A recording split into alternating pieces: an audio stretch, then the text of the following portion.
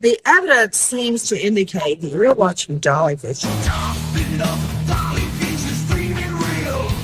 True crime scene blast feel so unreal.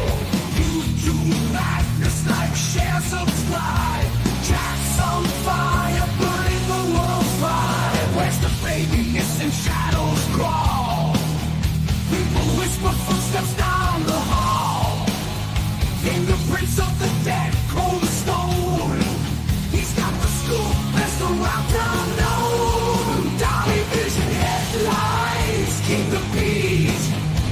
Truth unravels, crackling through the heat. Lost soul shouting, echoes in the night.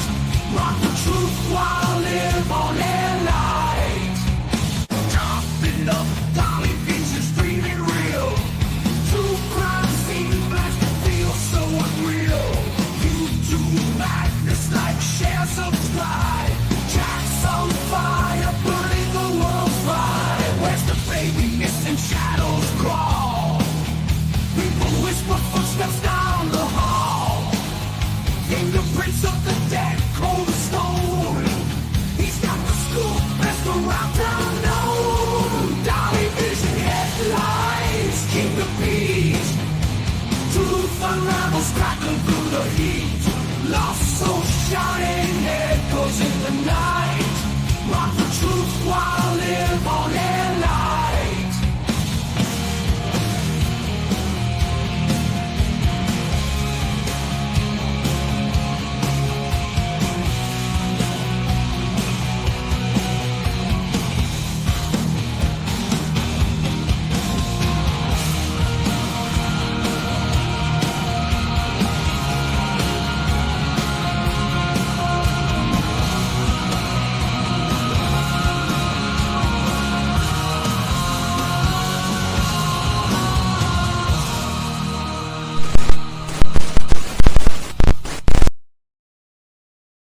What's up, YouTube? It is Dolly back in the house again tonight. Late night Dolly Vision. But let me tell you, it feels good to be sitting in my chair and off the road. All right, well, for tonight, anyway, right? I'm home for tonight, but I leave again in the morning, right? We're going back out on the road for a couple more days in the morning. So I'm here with you now, though. I'm here with you now. So you know what that means? That means you need to leave your DNA on the like button just in case Dolly goes missing and you got to come find me. I'll at least have your DNA, right? All you got to do is track down your own DNA and bam, there Dolly is. There's Dolly, right? And if you're brand new, of course, out there watching, guys, sub up.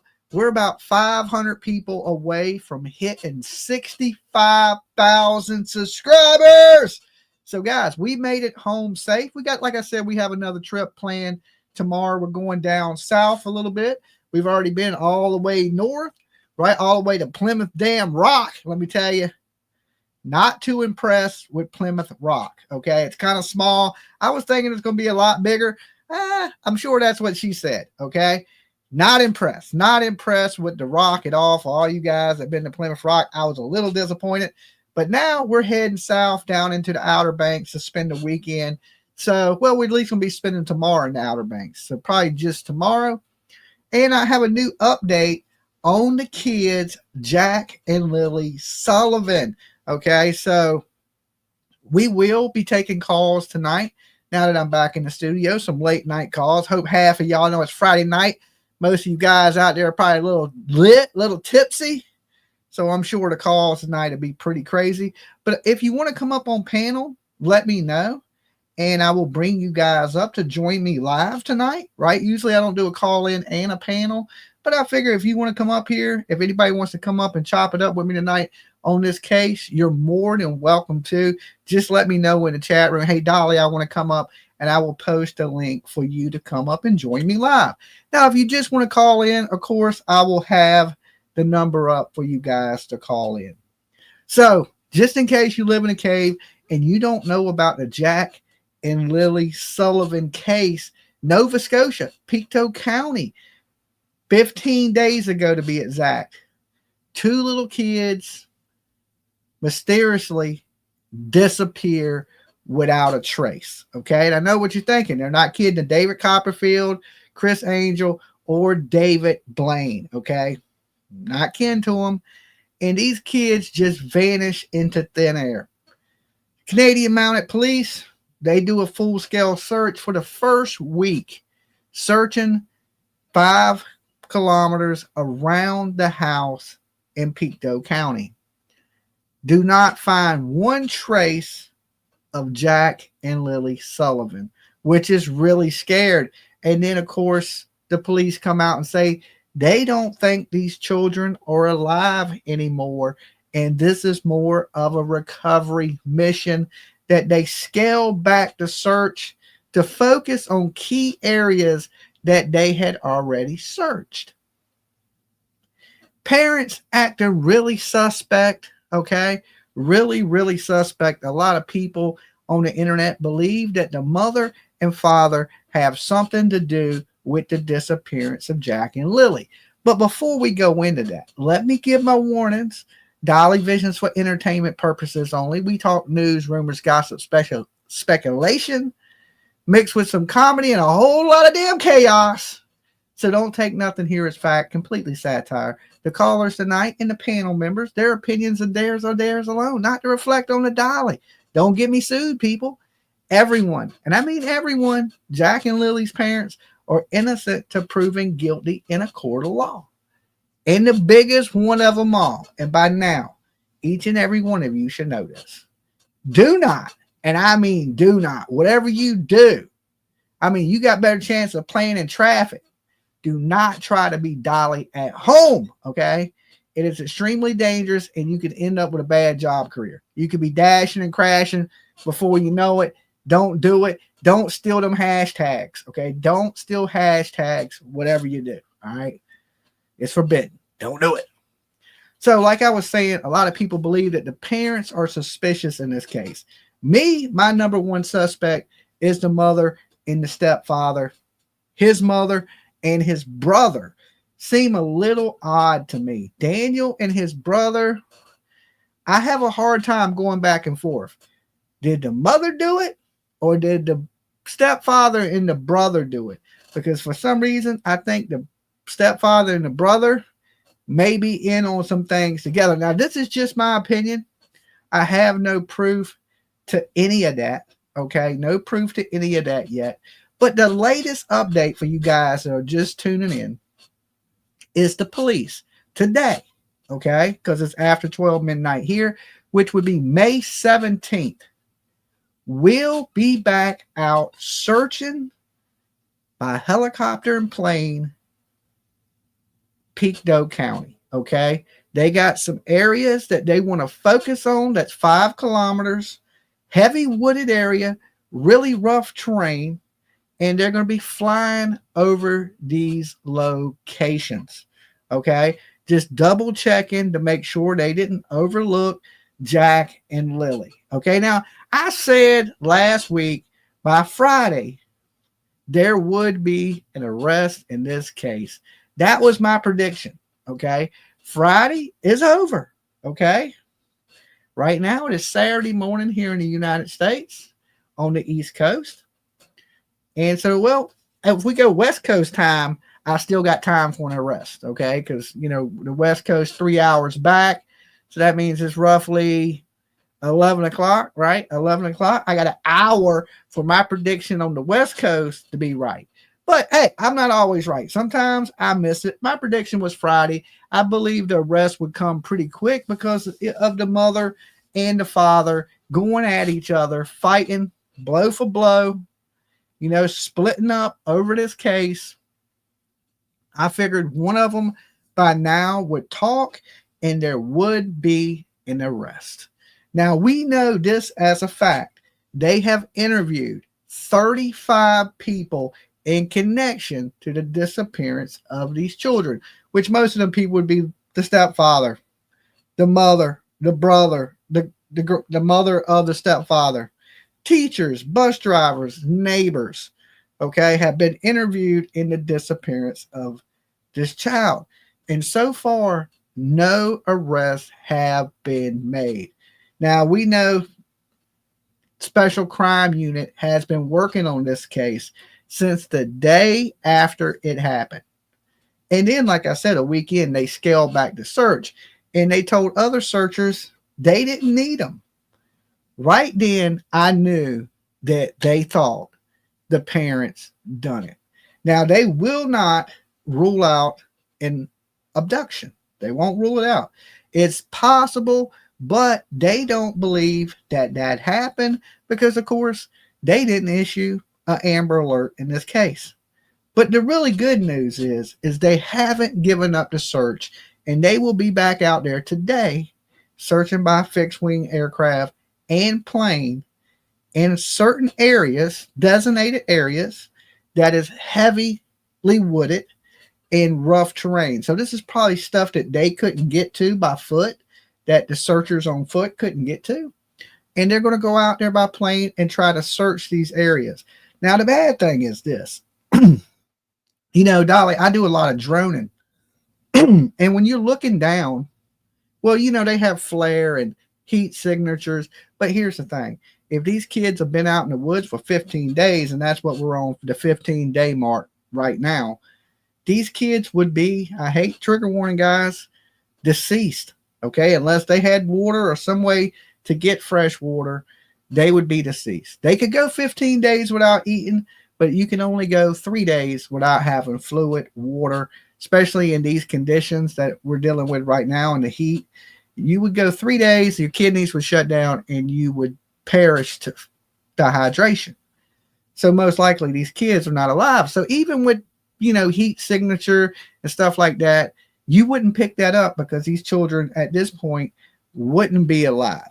And I don't know if you know what the heat can do to a body in 2 weeks, but let me tell you, 2 weeks in, Brian Laundrie, anybody remember that case? Gabby Petito, he killed Gabby Petito. He went to his parents.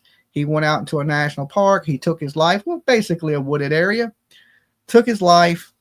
Within 2 weeks, all they found of him was a mandible, okay, which is basically his jawbone. That's the first thing they found. Then they found his spinal cord and some ribs, things like that. But in 2 weeks, he was absolutely bones, okay, bones. You got to remember, he was a bigger person, more mass. You got to remember, when you get out here and you die in these conditions, bugs, animals, other things feed on you. And not only that, but the bones could be scattered from wildlife. They got wolves and lions and tigers and bears in the woods. Okay. I don't know if they got lions, but they do have some type of big cats in those woods, and bears and moose. And I don't think moose is going to eat kids, but hey, they're out there. Okay. Beware of the moose. They're dangerous. So the chances of, you know, really finding a deceased body of a small child from an aircraft, it's Dolly and PJ for the best crime channel. Dolly and PJ, you're the best crime channel. Teresa Beavers, thank you so much for your donation. That is awesome of you. Well, we try to bring you the best that we can and what's going on in true crime as it happens, from all around the country, right? We're a little bit of everywhere. And you can see how much sun I got from this weekend. It was pretty nice weather in Boston. I was in Boston, and I was in New Jersey, New York, Maryland, Delaware, you name it. I've been a little bit of everywhere this week. And plus, we're going down to North Carolina tomorrow. So we pretty much this week have covered most of the East Coast. Okay. There's still South Carolina, Georgia, Florida. We haven't hit, but I'm going that way here soon for the Stephen Stearns trial. For you guys that remember the Maddie Soto case, he unalived Maddie Soto, essayed her, took a bunch of pictures of her child P when she was young as 8 years old. And I'm going to be down there covering that case live. So Florida, I'm going to be hitting. So in the next few months, I'm going to cover most of the country. I'm going to Idaho, Colorado, you name it. Dolly will be there this summer. Okay. I would be in Canada right now searching if I had a passport. Now I am working on things to get that under control. I got to get a real ID so I can fly. I can't even fly right now because I don't have a real ID, but it's pretty easy to get a real ID. I just need my birth certificate, proof of residence, and an ID, and I can go get a real ID. Now for passport, I got to have my birth certificate, social security card, ID, proof of where I live, and then I got to wait 6 weeks. So there's no way for me to be like, okay, I'm going to go to Canada and help out.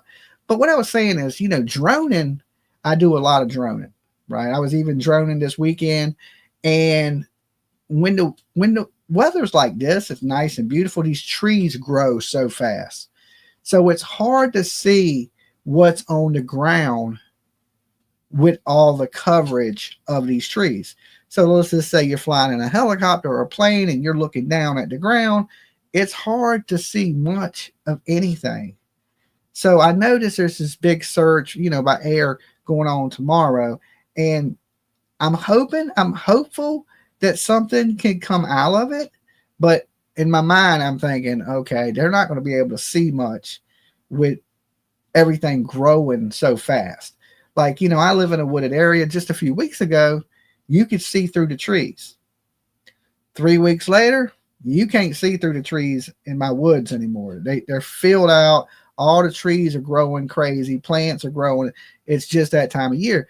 So I don't really know if anything's going to come out of it tomorrow. But hey, it never hurts to be hopeful. But still, to me, I think it's a little bit of a waste of time.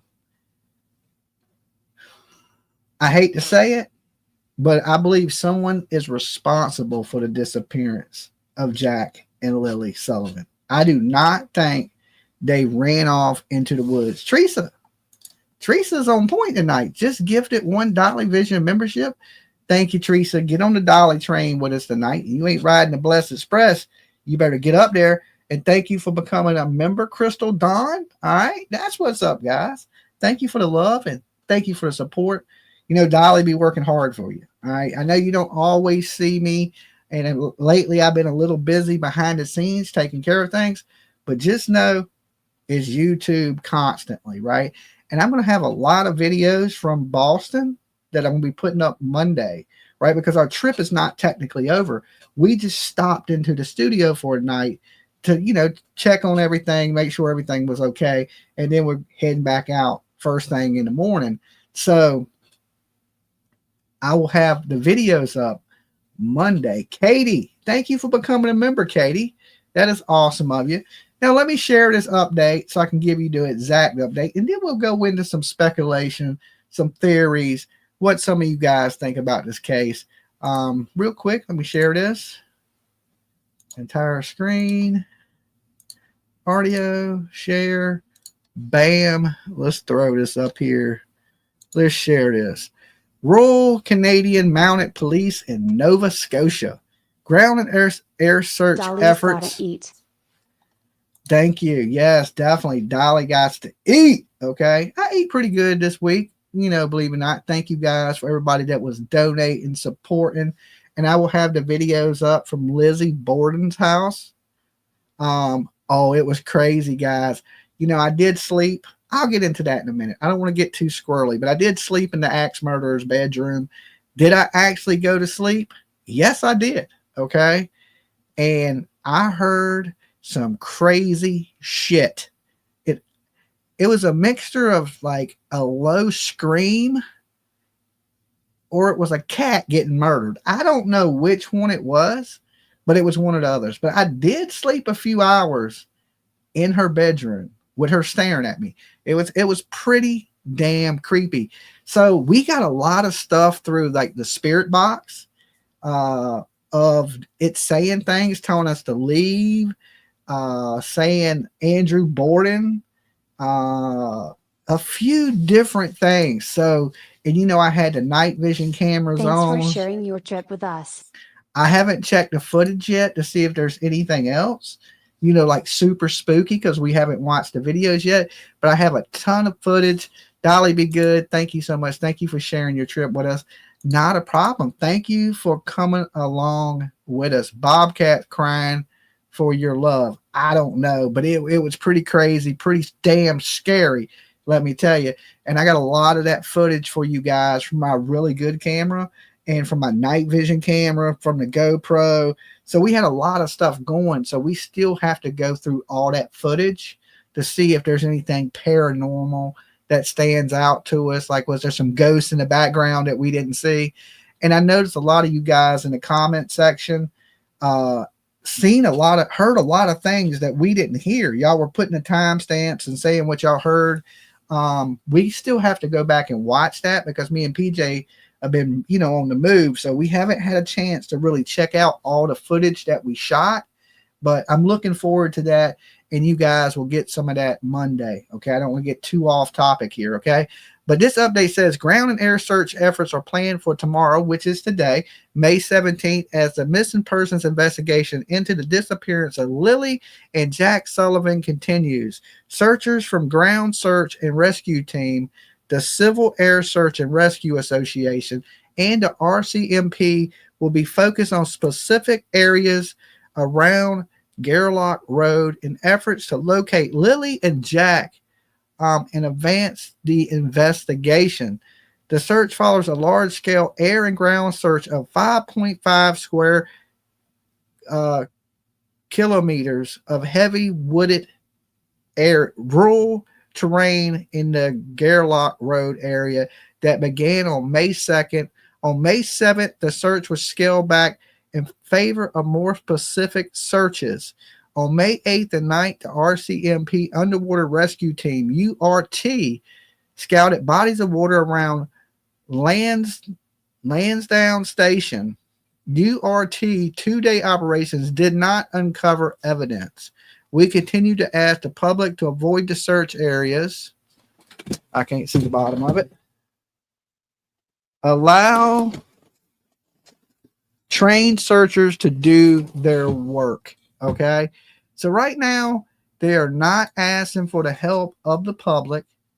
They want only trained searchers out there. Get a nice tan there, Mabster. Guess no one can see my text. Good night. Wanda says we can see your text, Wanda. Nobody is blocked. Not that I believe, but that is the latest official update from the search teams there in Pictou County. Now, I know they have to do these things, right? They got to get out there and search. They got to do the ground searches. They got to do the water searches. They have to rule everything out.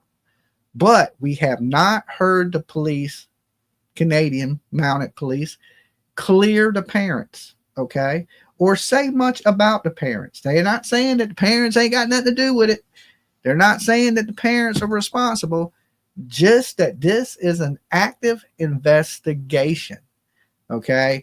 Now they know the internet's been blaming the parents, right? A lot of the internet has been, they did it. Dolly always says, I'm suspicious of you. I have no proof that the parents are responsible for the disappearance of these children, but inconsistent statements, lack of emotion, things like that lead us to believe that these parents know what is going on. Okay.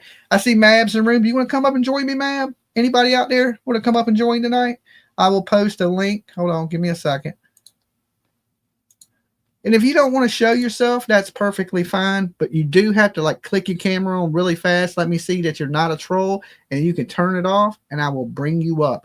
And if you don't want to come up, I will open the phone lines in about 15 minutes or so. But this is the link to join me live here to discuss this case.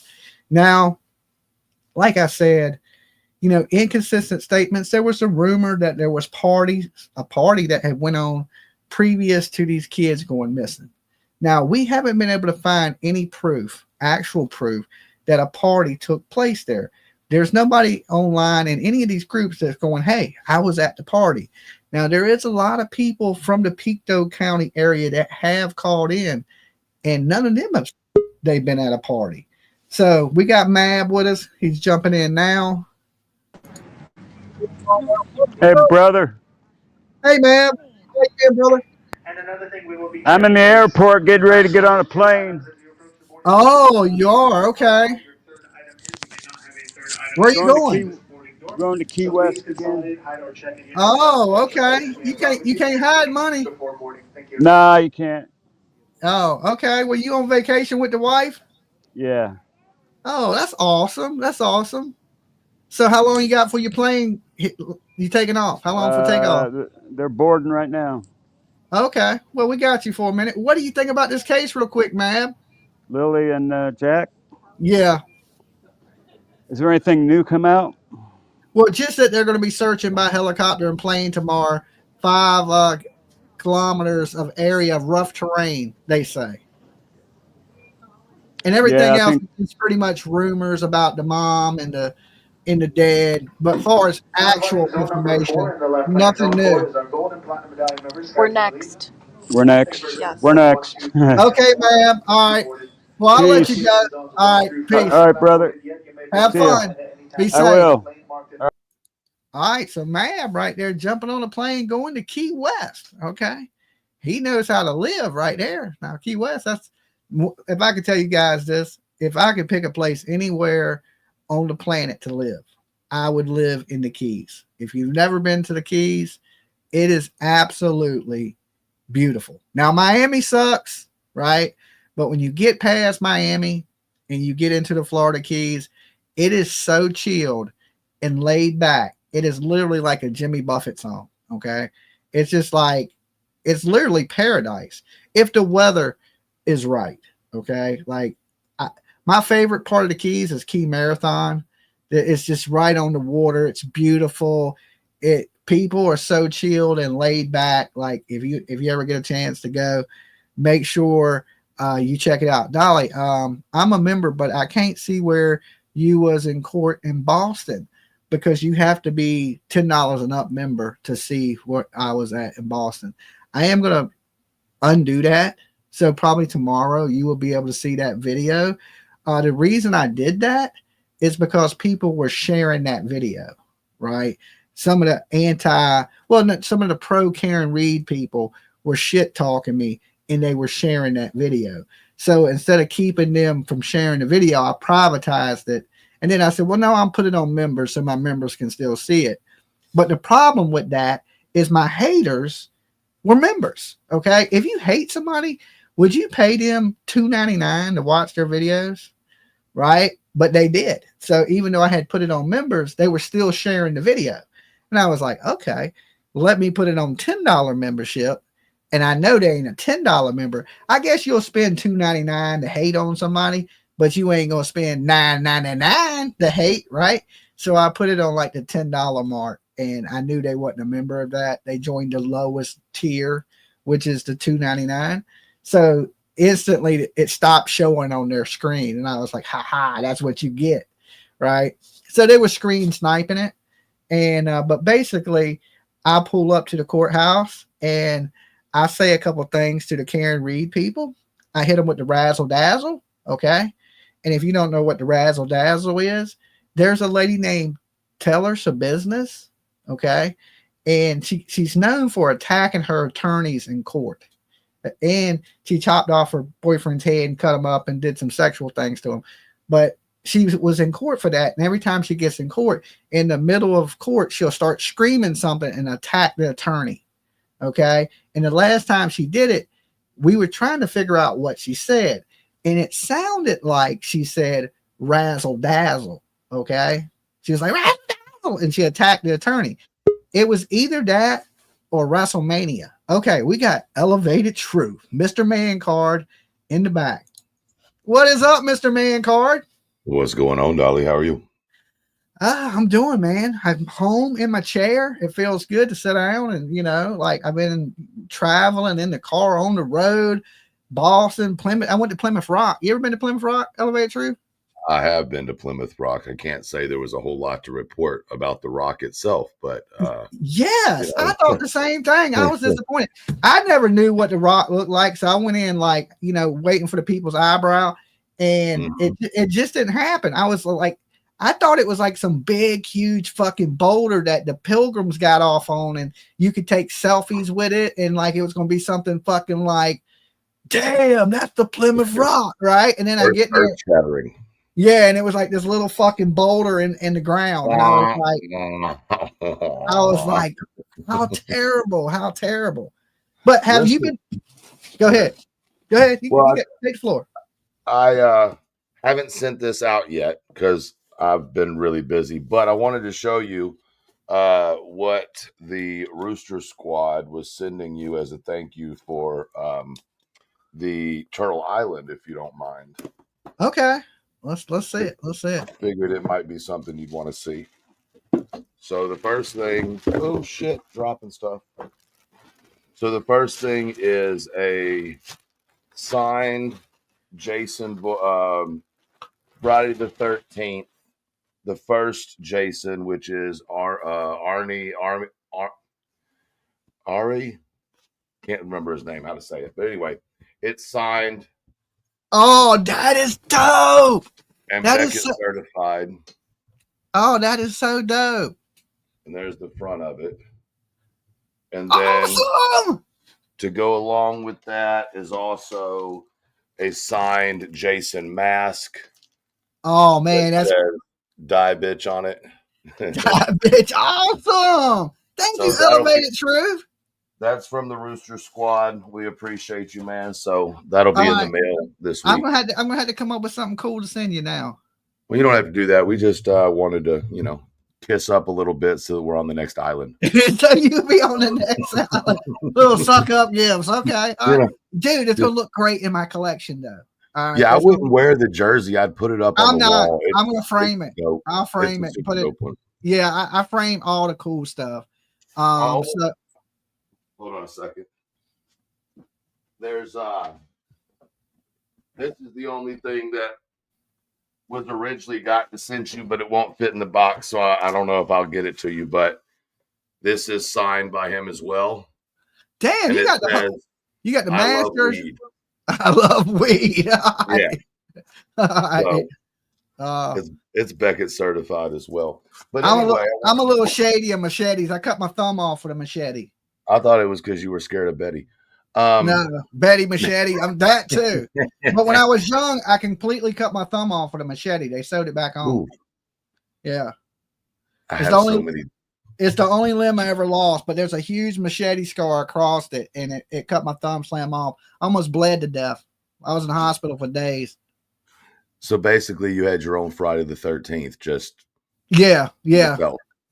I know what a machete would do. It took my finger right off. Good God, that sounds painful. Mm-hmm. So, what is your opinion on this case out of Nova Scotia? Man, I know I sound like a broken record when I say this. I believe the parents are responsible. I believe they know something, or they let those kids go outside and play, and they're kind of acting like, hey, they slipped out. But I believe that they were allowing them kids to go outside all the time. And they make themselves sound like super parents, but they never got up to check on the kids that morning. They never seen if Lily was okay because they said she was sick. They didn't get up to make them breakfast, and the kids are gone. So I try to tell people that you got to be a good parent 365 days a year. You can't fail. This is a job that you can't fail at one day. You got to you got to get a passing grade 365 days of the year as a parent. And that day, I believe they failed them children. I mean, people say, hey, you're picking on the parents, but if the parents wasn't suspicious, I wouldn't say anything about them. There's a lot of parents out here with missing kids that I never say anything about. And I usually don't even bring up a case unless I believe there's some type of foul play involved in that case. So I truly believe something's going on. Well, I think there's some interesting parallels between Sebastian's case and this case. And I think that when you look at it from the outside, it almost makes you have to stop and think about how you thought about Sebastian's case, right? What I mean by that is Sense went to the end of the driveway and stopped. Happened in both cases, right? Well, I don't know, really, because, it sounds like that was the case in Sebastian. At Dolly Vision, someone needs to check hollow trees. Call it GP or whatever. I get visions sometimes. I'm not saying search for heat signatures either. Okay, that was a super chat that come in. Thank you, Jay. It reads out the super chat, so if we talk during the super chat, it kind of like we overdub it. But there was mixed signals kind of sent into Sebastian Rogers' case because, we heard that the dispatch say where the dogs were tracking, but Well, then, where 3 of them were tracking. Only 3. Remember, there was like 15 dogs. yeah, total. but then the head detective came out and said the dogs wasn't tracking at all. They didn't pick up on anything. So there was no scent to ever end anywhere if you go by what the lead detective says. Now, if you go by the dispatch, one went to the construction site and one went to the retention pond and jumped into the retention pond. But far as what they say is the dogs never hit on anything in that case. In this case, they did, but it led to the driveway, like you were saying. But another thing that similarities, though, is the parents were home. The mother was in there asleep, just like Katie Proudfoot was in the house asleep, and these kids vanished, And my question is, how do we even know that those children were in the house that morning? We don't. The last verification of life we have is that Tuesday when they went to school. They were off Wednesday. Lily was sick Thursday, and Friday they disappeared.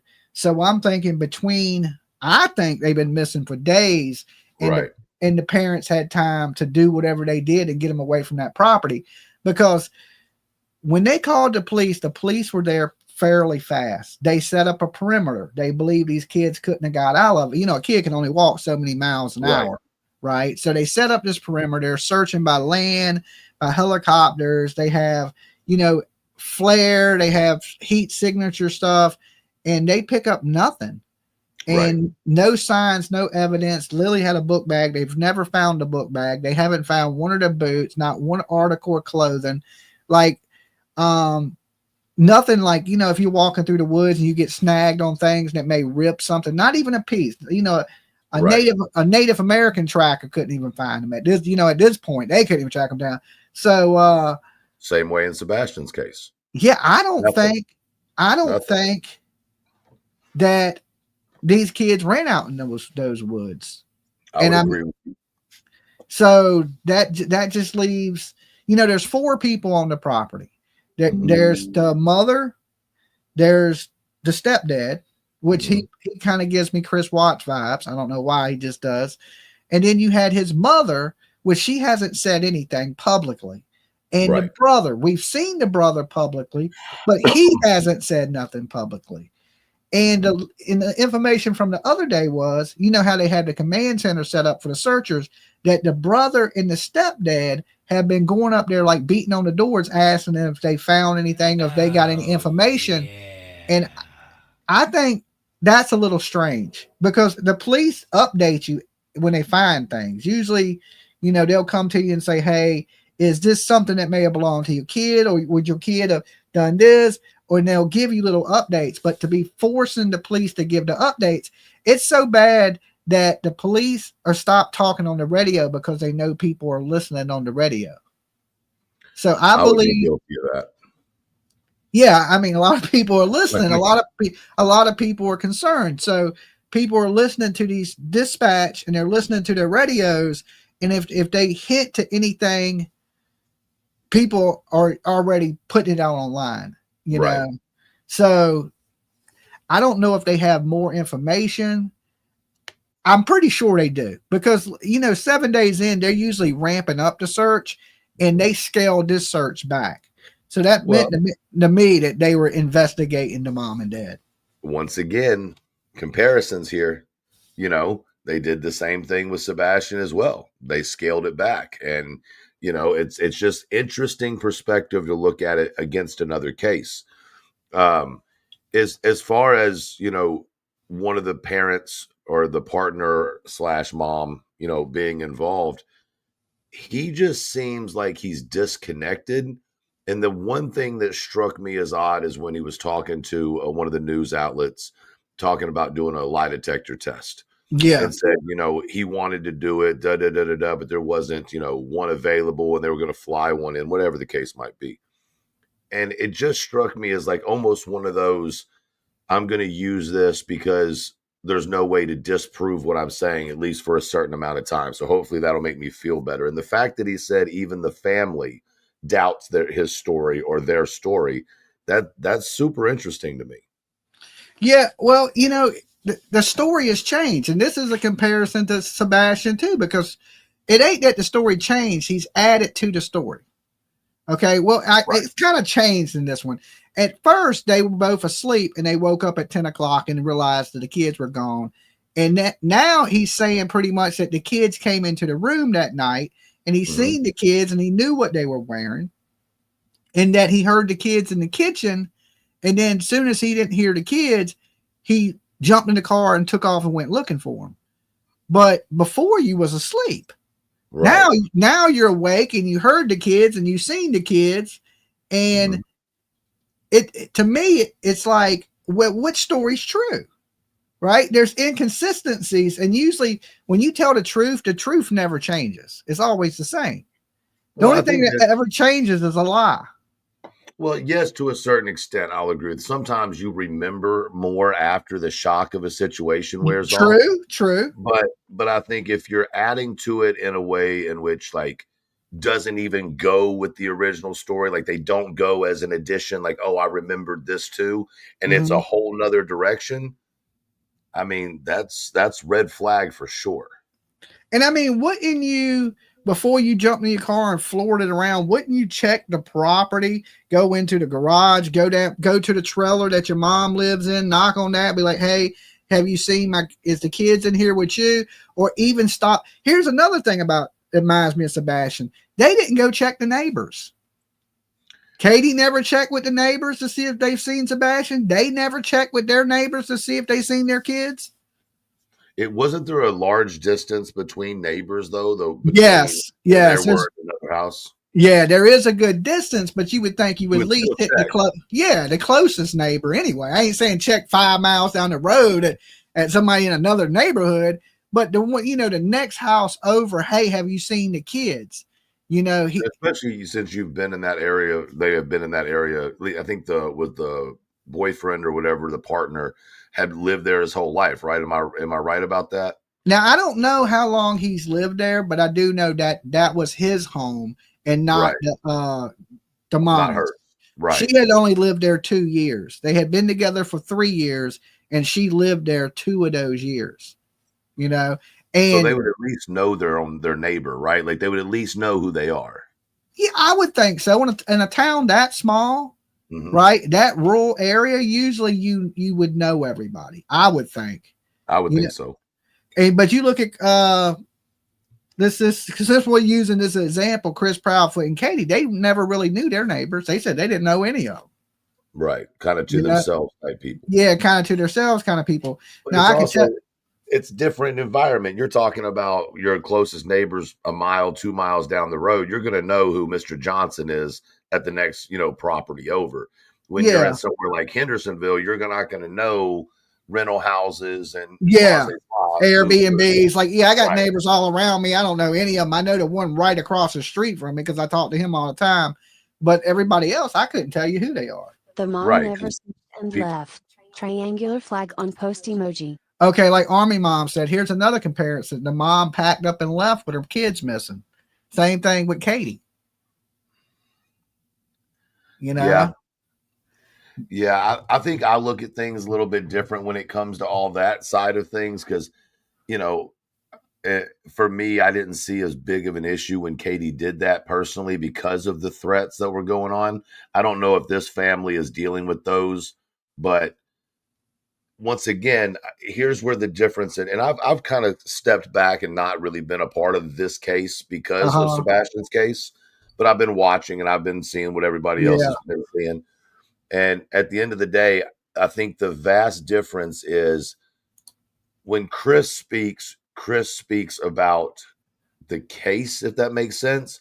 When the stepdad or the boyfriend, whatever the guy is, when he talks from a very defensive, almost like he's trying to convince you too much. Does that make sense? Yeah, that's what I was thinking about, how his parenting, we don't never let him outside by himself. And I was running through the woods. I was up in the water at this high. Yeah, exactly. He was trying to make himself out to be the superhero. I outran the helicopters. Now we know you didn't outrun no helicopter, dude. Okay. I mean, it could be a mixture of like a fisherman's story. You know, you catch a fish this big, but time you tell the story, it's this big, Listen, right? I'm telling you, it was this big. No, don't let nobody else lie to you. It was Yeah, massive. yeah. So it could be something like that. Him just hyping himself up to make him, you know, bigger than he actually is. But to me, it comes off suspicious. Like, and For his sure.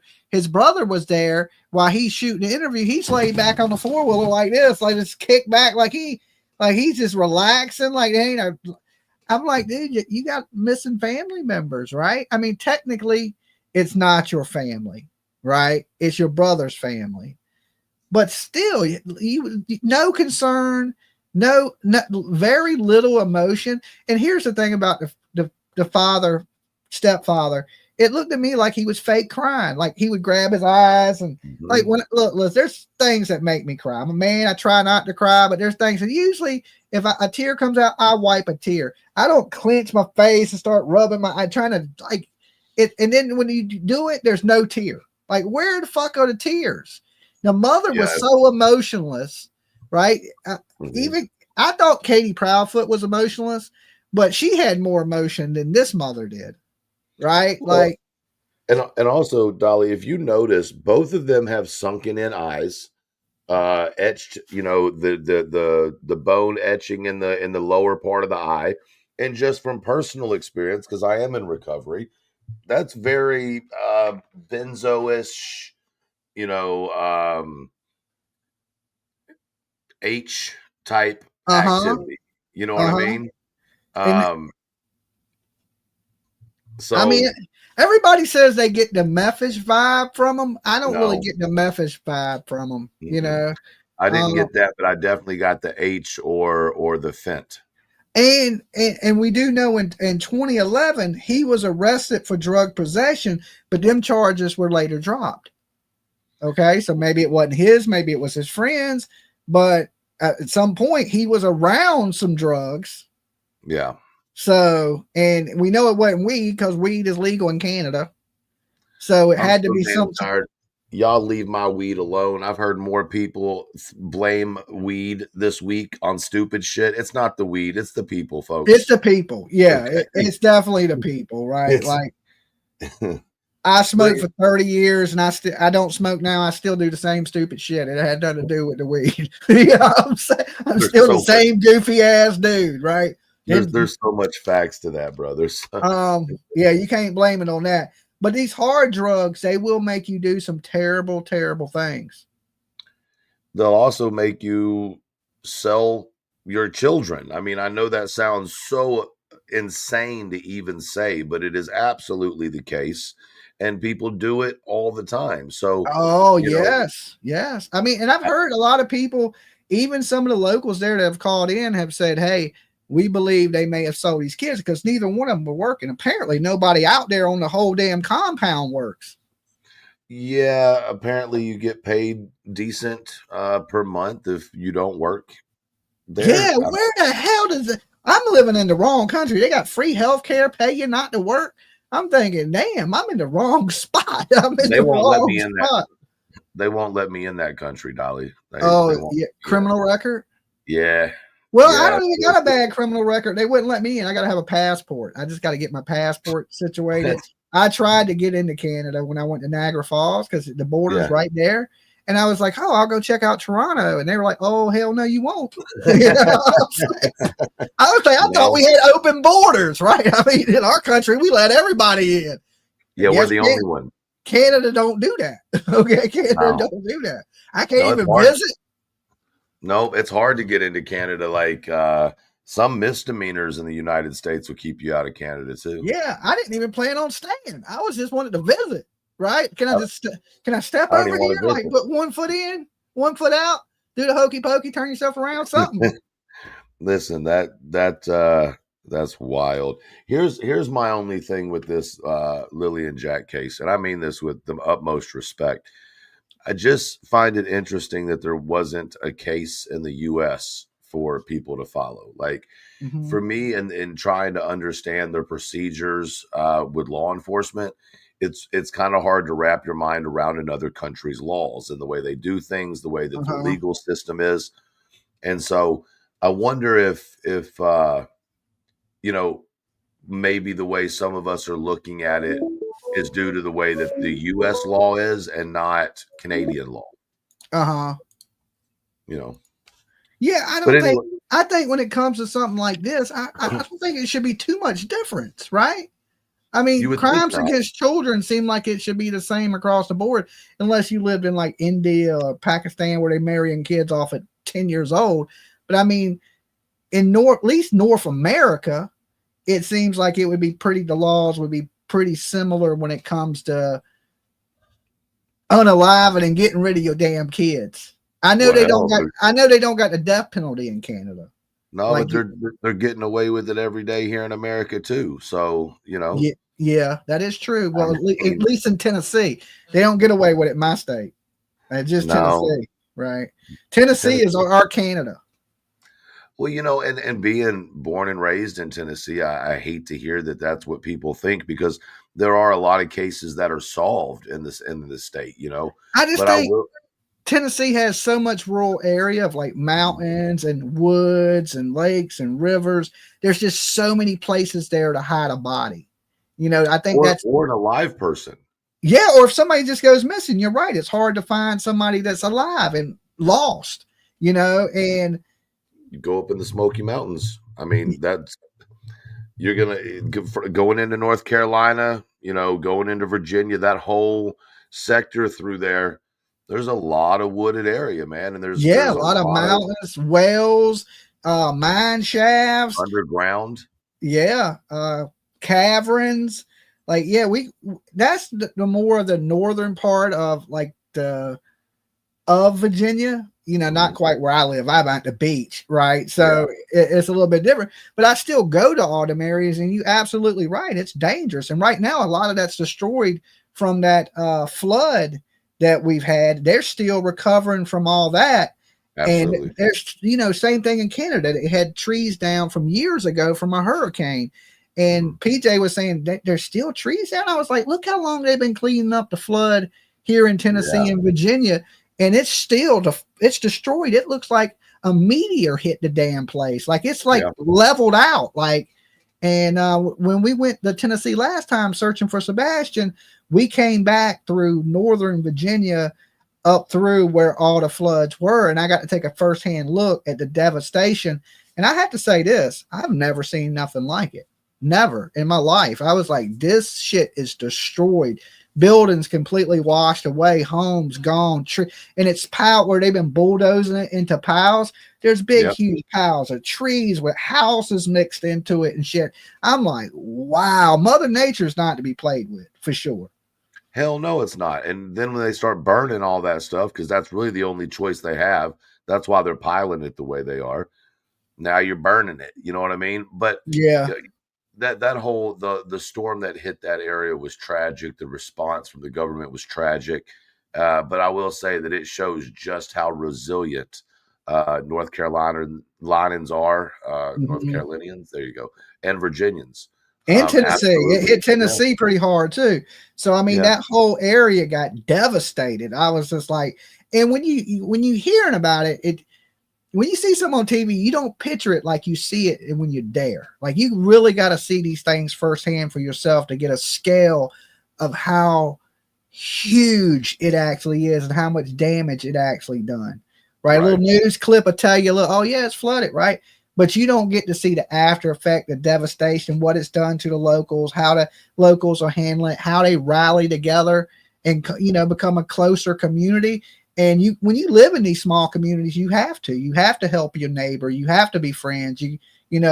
I believe some of these people live far apart, but they're closer than a lot of people that live in the city. Absolutely. Yeah. Yeah. You know, and a lot of them are family too. You know what I mean? That's a good thing, is that it's close family within, especially those valleys through there. You know, people have been there their whole life. Yeah. Yeah. Listen, Dolly, I appreciate you, man. I'm going to jump off here. I'm getting ready to go to bed, but I wanted to jump up and show you that. And I appreciate it. Looking forward to it. I'm going to get something together for you. Be looking out. I appreciate you, Bob. Thanks, man. All right. Peace. All right. Guys, make sure if you haven't, that is Elevated Truth Podcast. Awesome, dude.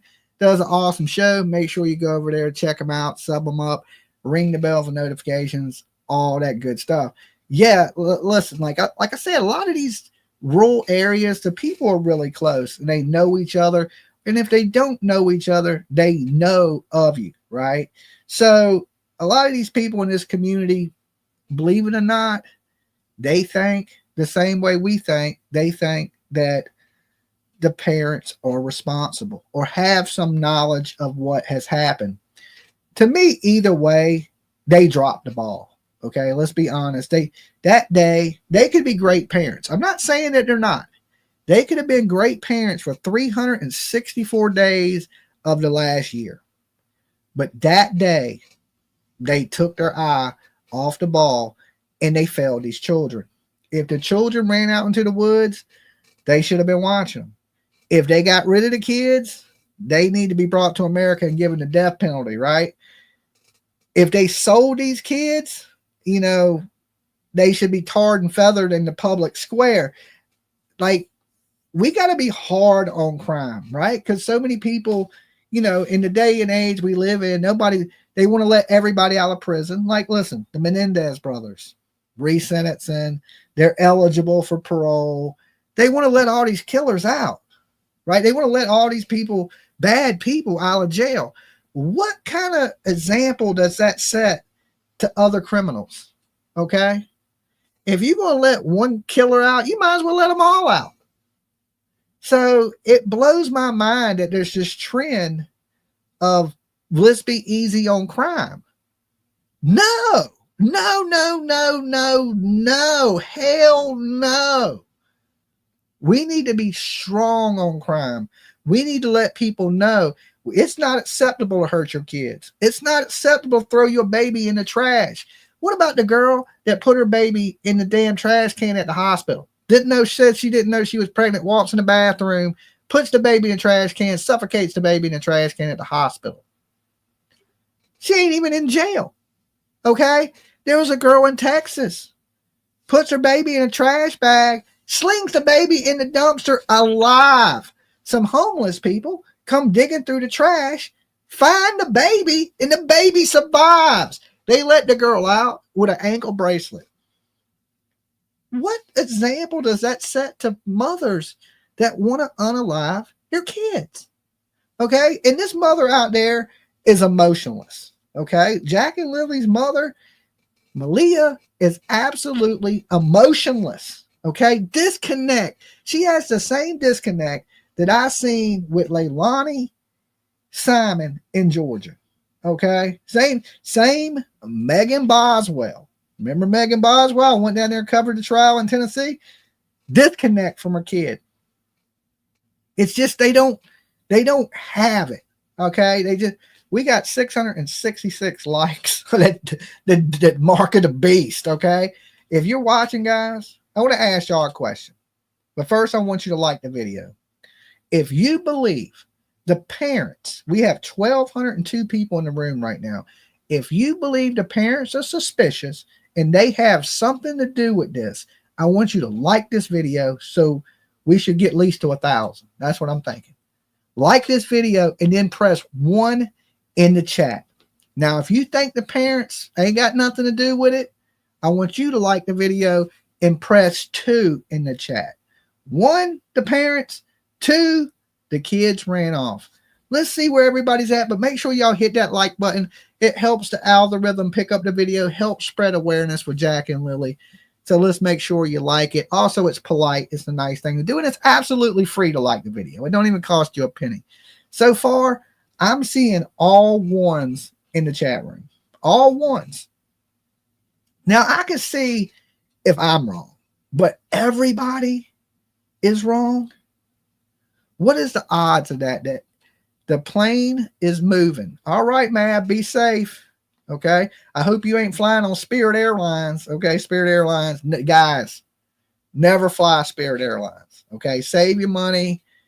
Go American, go Delta. Do Breezy's okay. Economy flights, like cheap flight. Breezy's pretty good. But Breezy don't fly everywhere. Do not fly Spirit. They get you on your luggage. It is like riding a fucking school bus in the air. The people are rude. They're mean. Like, oh my God, do not fly Spirit. Okay. Please, whatever you do. If you need to borrow $50, hit me up. I'd be like, I loan it. I don't even want you flying on it. Okay. That's how bad a service they are. All right. I showed up to the airport 2 hours early. They wouldn't even let me on my plane. They said I didn't have enough time to get on the plane. I said, the plane don't leave for 2 hours. Can I try to make it to the plane? They were like, no, you're going to have to reschedule it. And it's going to cost you all this money. I was like, I will never fly this airline again. They were like, don't fly us. I was like, what kind of shit is this? All right. So definitely save your money. And I see all ones. I didn't see 1, 2. Does anybody believe these kids ran off? Anybody? Anybody out here? You like Southwest? Cool. All right. All ones, guys. All ones. I didn't even see a 2. I mean, I was kind of talking a little bit, but I ain't seen no 2s. Nope, no 2s. Nobody seen no 2s? It's a Spirit. The one passenger was taking about cockroaches. Listen, it looks like a flying roach, coach. The seats look like bus seats. They're uncomfortable. Like, it is the worst flight experience I've ever had. You can actually see the wing of the plane kind of. It's kind of like, I don't know about this shit. I only flew them twice, right? And I think one of them was from Texas to Idaho. Never again, right? And yeah, I think that's what it was. It was somewhere between Vegas. No, I think it was Vegas to Idaho. Okay, something like that. And I was like, I will never fly this shit. I'll walk first. Okay, I don't care if it's 700 miles. I'll walk. How is Delta? Delta's good. That's what I prefer to fly. Is Delta. It costs you a few more bucks, but they give you a soda. The stewardess are nice. They help you to your seats and shit. They don't charge you for extra back, like your carry-on, and you get a backpack and a carry-on. They don't charge you nothing. Spirit charges you for your bags to carry on. You can carry a purse. That's the only thing you're getting on that bitch free. And then time you pay for your luggage, you could have done flew Delta, right? A nicer airplane with TVs and a headrest, and you don't get none of that shit on Spirit. You don't get nothing. You don't get nothing. Ain't no Wi-Fi. There ain't no mixed drinks. There ain't none of that shit. You just there. Okay. It's like riding on a flying bus. It's shitty. I just don't sue me, Spirit, but that's the truth, right? Even that's my opinion on that, right? That's my opinion.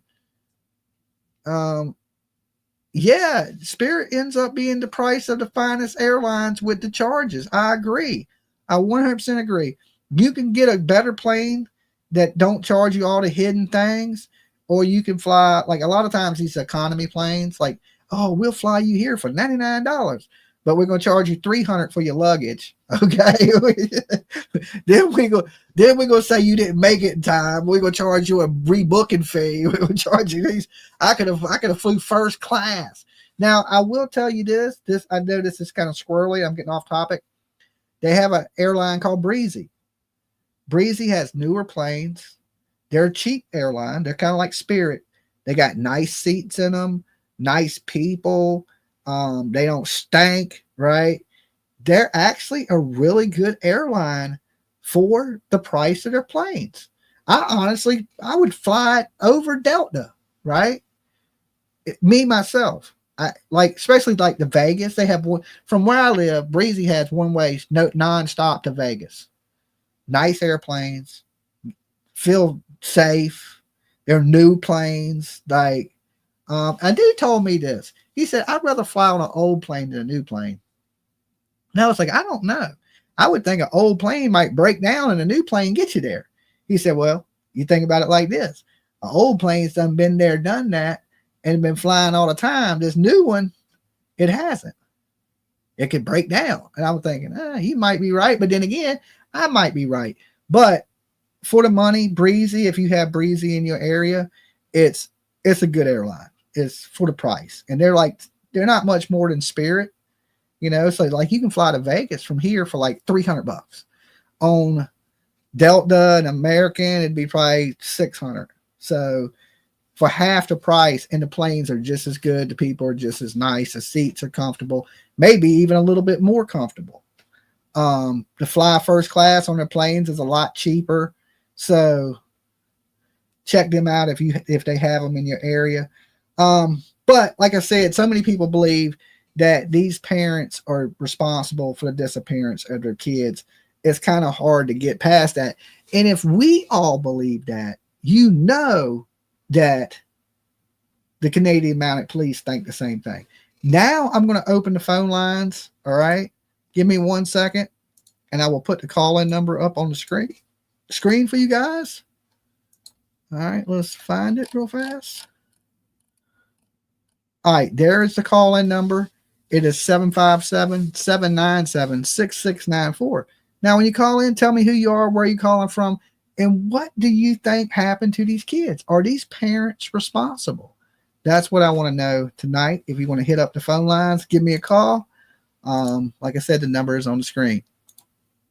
Have they brought out cadaver dogs? I'm assuming at this point that they have. Now, I don't know. I haven't seen it, and I haven't heard anything really about it. But the police did mention that the next step might have been to bring in cadaver dogs, right? Wait, the phone lines are not open. Shit, I'm lying to you people. Now the phone lines are open.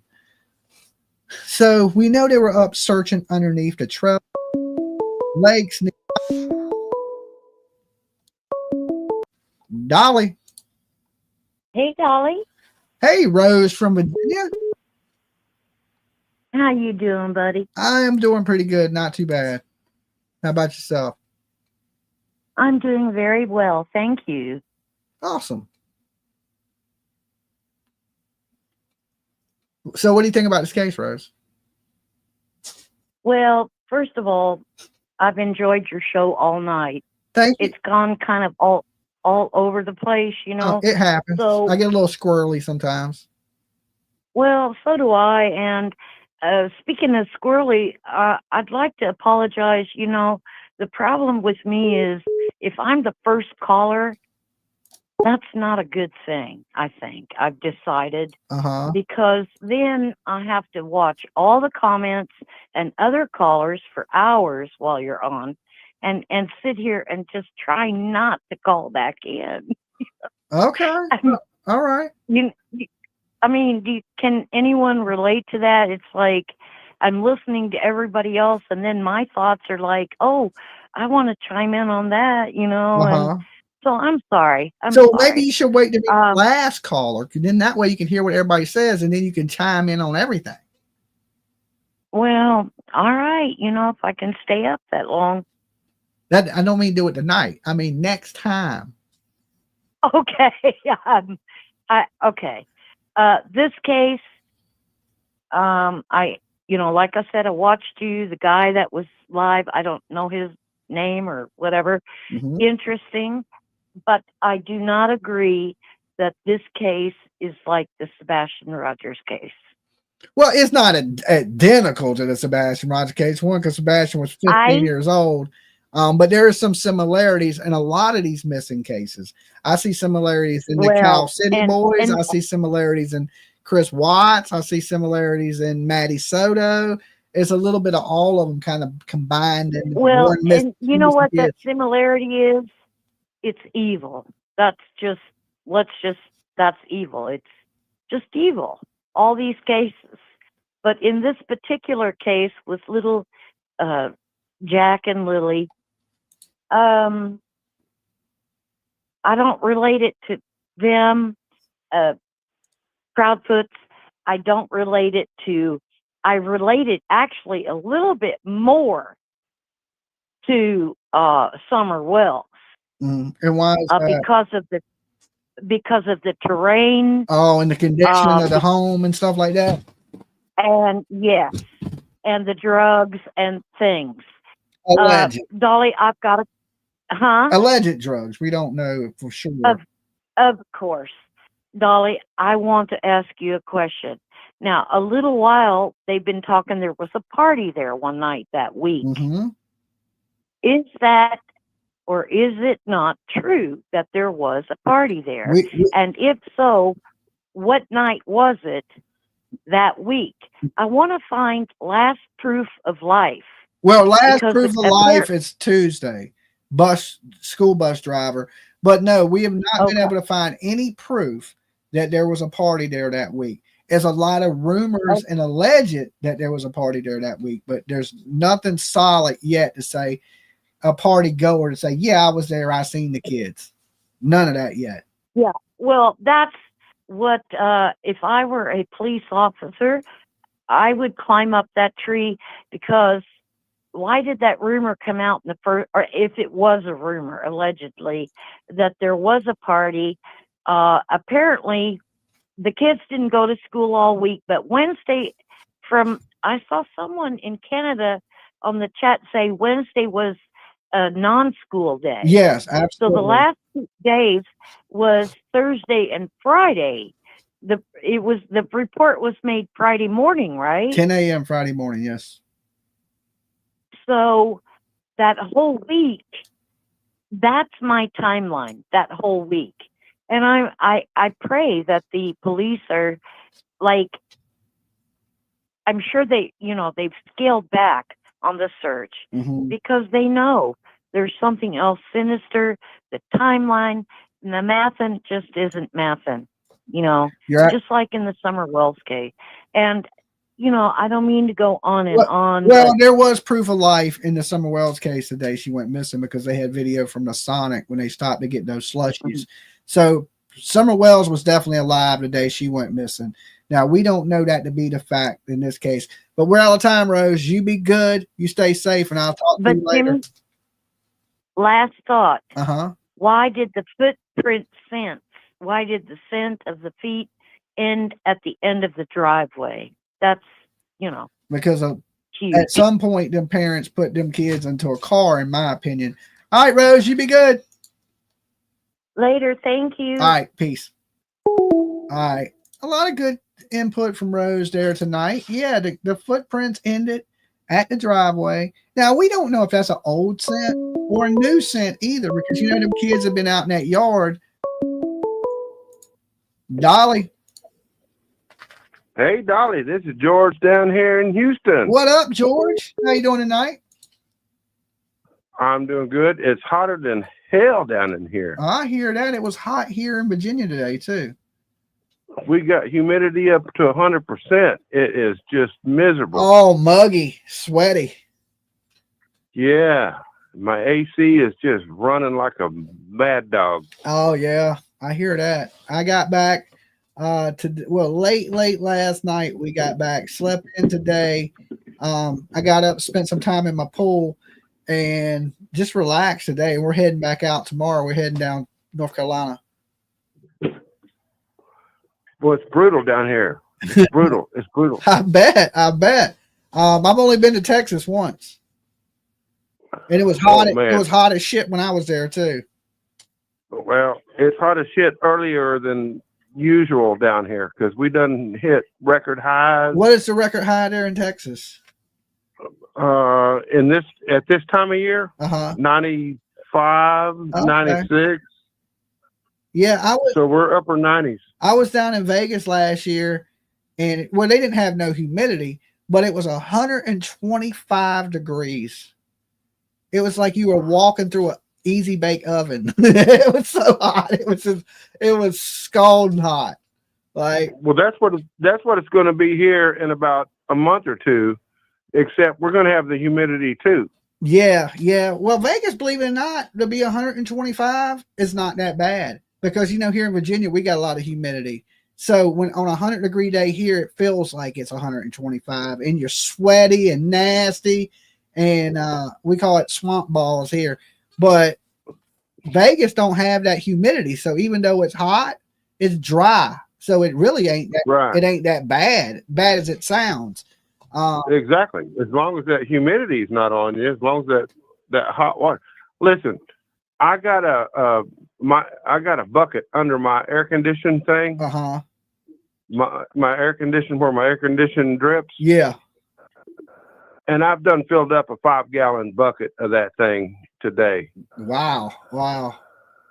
That's just the humidity coming out of the house. 5 gallons of humidity coming out of the house Yeah, in a day. that sucks. That sucks. It was pretty, like I said, it was pretty hot today here in Virginia, but then it's kind of cloudy because there's been some storms blowing through. I drove back through when I was leaving Boston, Jersey, Delaware. I drove through a lot of the storms last night. And so when we got here, the weather was great today, but then another storm blew through and started raining. So it was kind of cool. It wasn't that bad. You're right. Say, the fellow that the boyfriend or stepdad or whatever, Mm-hmm. doesn't he kind of look like that dude from The Burbs? The Burbs. Yeah, you remember that movie, The Burbs? I remember the movie. I can't picture it right in my head of who was in it. Remember the guy that had the little crackers and the sardines? Nah, I don't remember that. I don't even know if I remember the movie. You don't remember The Burbs? Not right off. Oh, it had Bruce Dern and Carrie Fisher. Yeah, don't ring a bell. Dang it. Yeah. I usually watch horror movies and comedy. Well, this was a horror movie. Was it a horror movie? Yeah, The Burbs. Called The Burbs. I don't remember that movie. I must have skipped it. It must not be a slasher movie. Well, it wasn't a slasher movie. Yeah. But it was a comedy. A comedy horror movie? It had Tom Hanks and Carrie Fisher and who did I say? Okay, all right, but he looks like the guy from that movie. The kid in that lived next door that killed the family. Yeah, he looks like him. Okay, all right. I have to go back and refresh my memory. I probably seen it. So pull up the Burbs and you'll see this kid, and he looks like that dude that's the stepdad. Oh, okay. All right. So do you think the parents have something to do with this there, George? Yeah, I do. Yeah, you do. I think that this you can't be too far away from.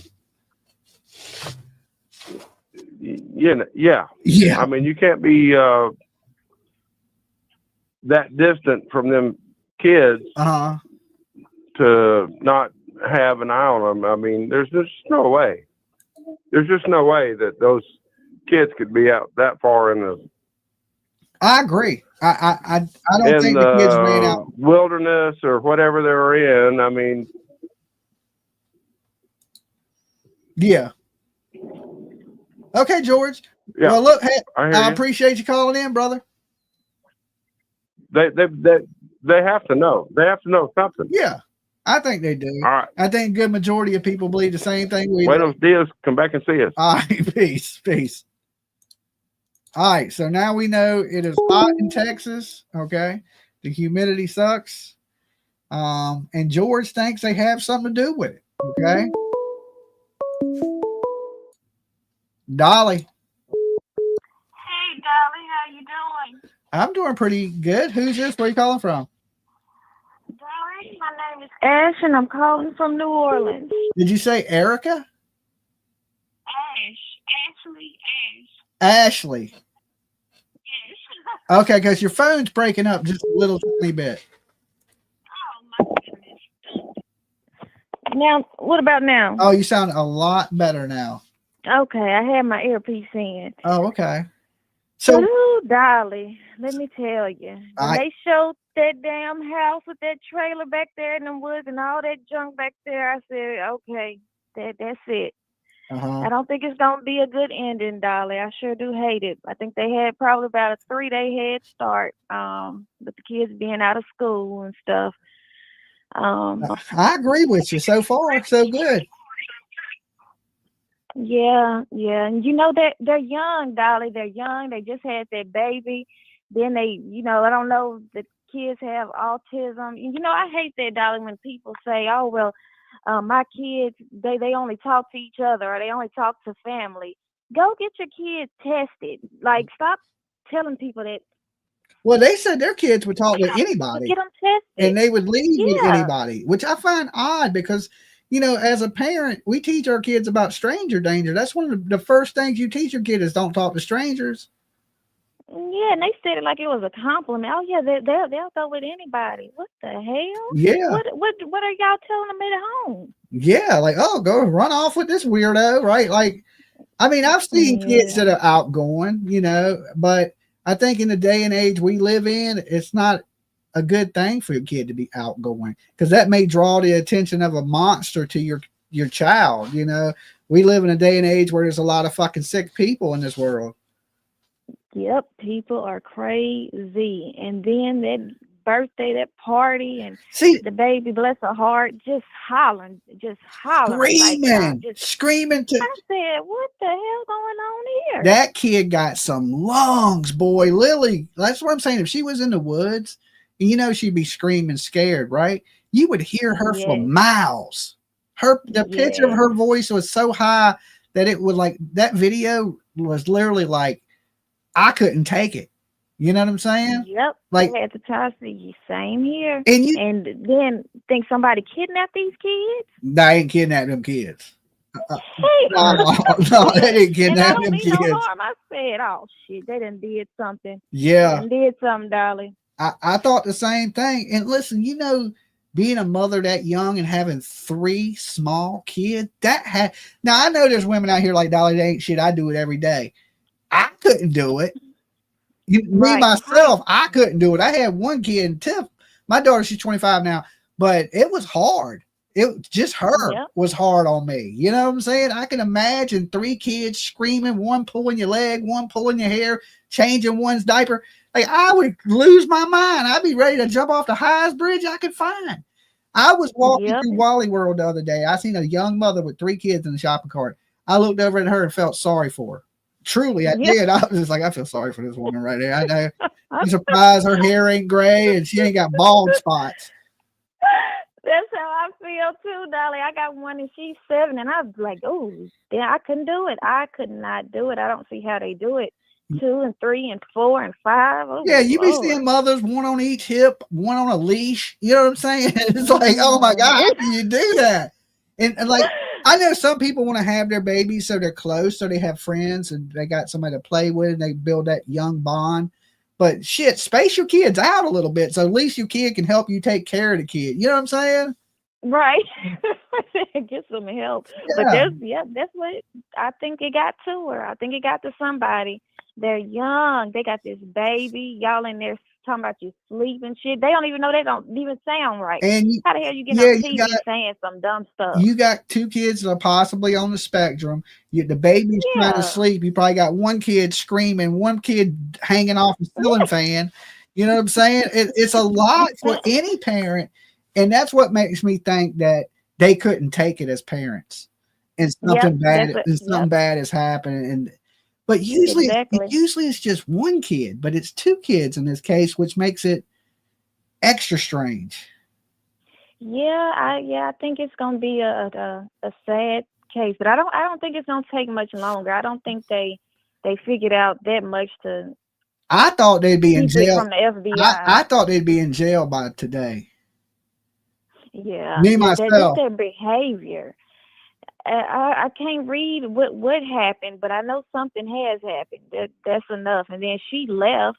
You know, I'm like, they gonna turn on each other soon, probably. Yeah, I would think. Well, I've already split up, and that kind of throws me off because I think they're in it together. But if they're in it together, why would they be? Wouldn't they be on the same team if they were in it together? But now that kind of confuses me because it seems like they both know.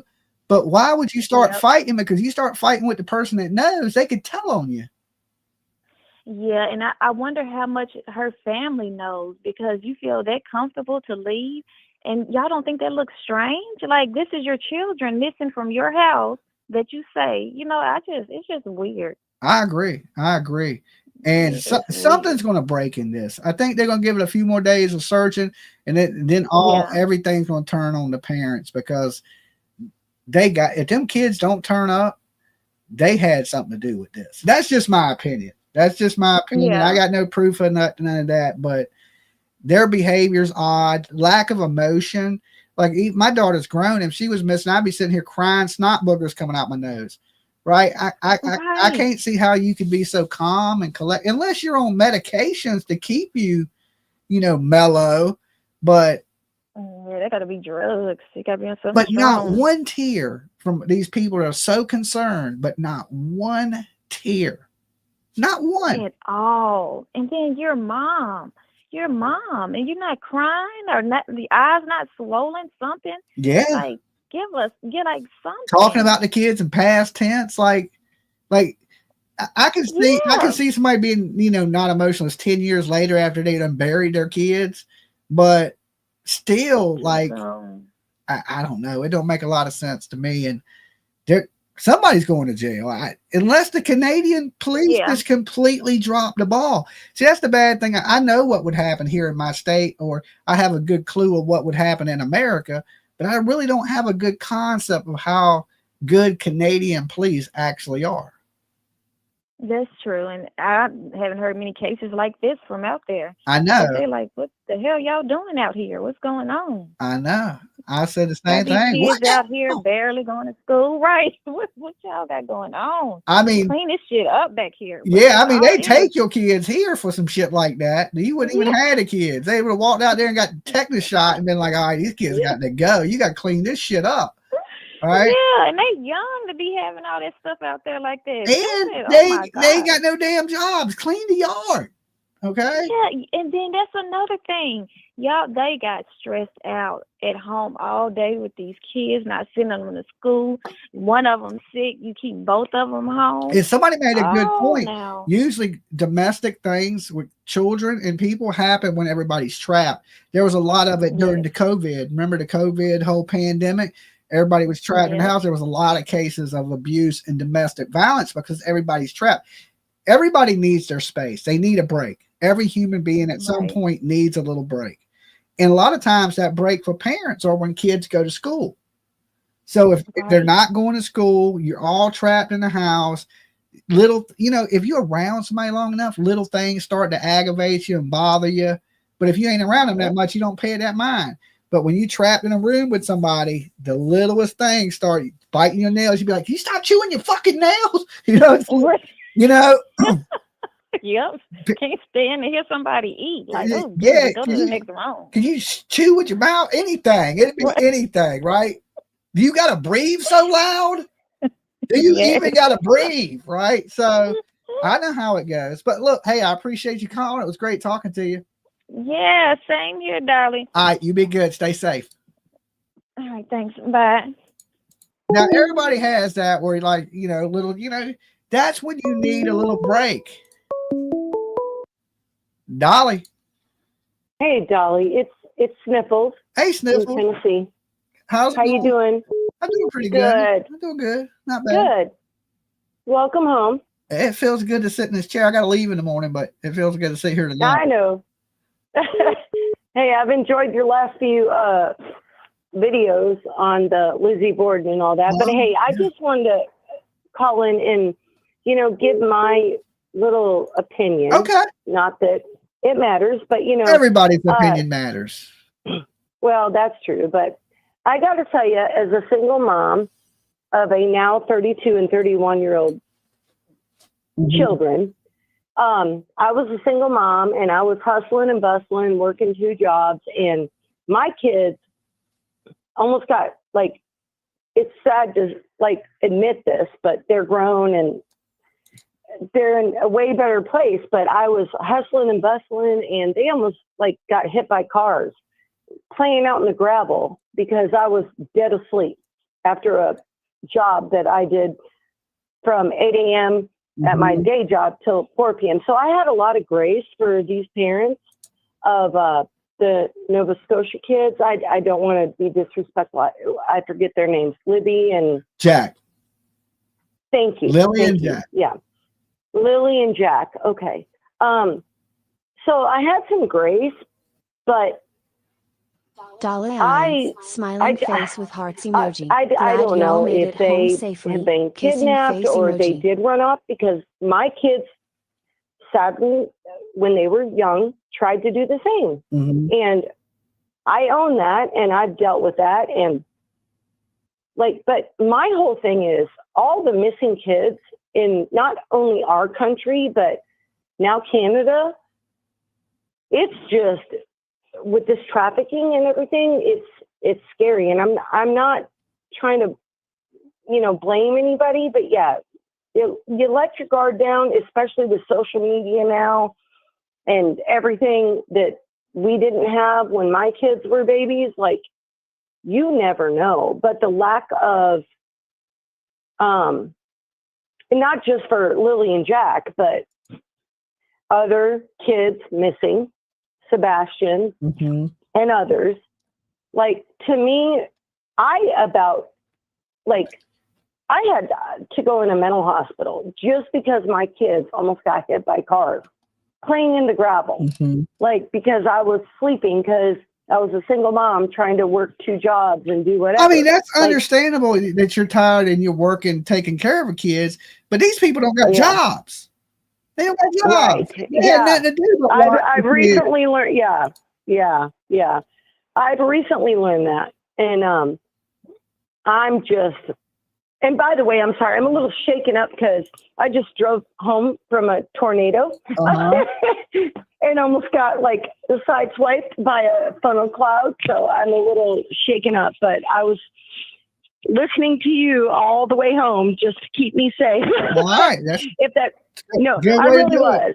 That's a good way to do it. No, I'm not kidding. But yeah, but I just don't understand. Like I said, this might be 28, 29 years ago, but I was about to put myself in handcuffs. Like, I'm such a bad mom. I can't believe that I fell asleep and they got out and they snuck out. And my kids are not on the spectrum. They're, like I said, they're adults now, but they were not on the spectrum. So, but I do have many friends who have kids. I mean, kids usually, sometimes kids will get out. It happens, right?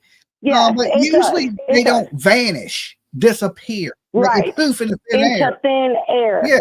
Yeah. So usually a kid will get outside and play in the yard. They'll, make a mud pie, do some, tear something up. But to vanish, as a kid, I mean, I come from a different era too, but as a kid, I played outside. Well, we're the same age. All the time by myself. I had a little Dukes of Hazzard big wheel, and we lived on this hill. We lived on this big hill, right? We had a driveway. It was on a hill. And I had a little Dukes of Hazzard big wheel, and it would it had a little brake on it. Had a little brake on it, so you could do 360 donuts with it. Yes, you'd go hooking it and everything. Oh, so God, I'd go up to the very top of the hill because we lived on a big hill, and then the driveway was steep. You could go down that hill at 100 miles an hour. So I'd fly down the hill and do 3 spins, and then I'd do that all day long, just all day. Yeah. So I'd be outside all the time by myself, but we live in. It was different when we were kids. We lived in a decent area. It was other people watched you, other neighbors. I live in a time where if you did something bad, a neighbor could come out and whip your ass. Oh yeah. And Mama would tell them, if you see my kid doing something wrong, they come whoop you. They make you pick the switch and whatever. But you were afraid of your neighbors. It's not like that anymore. We don't live in that day and age anymore. You got to be a hover parent, right? You can't just let your kids go outside and play because there's SA offenders, there's damn kidnappers, there's spree killers, serial killers. Yeah. So straight up weirdos, gang bangers. There's all kinds of drive-by.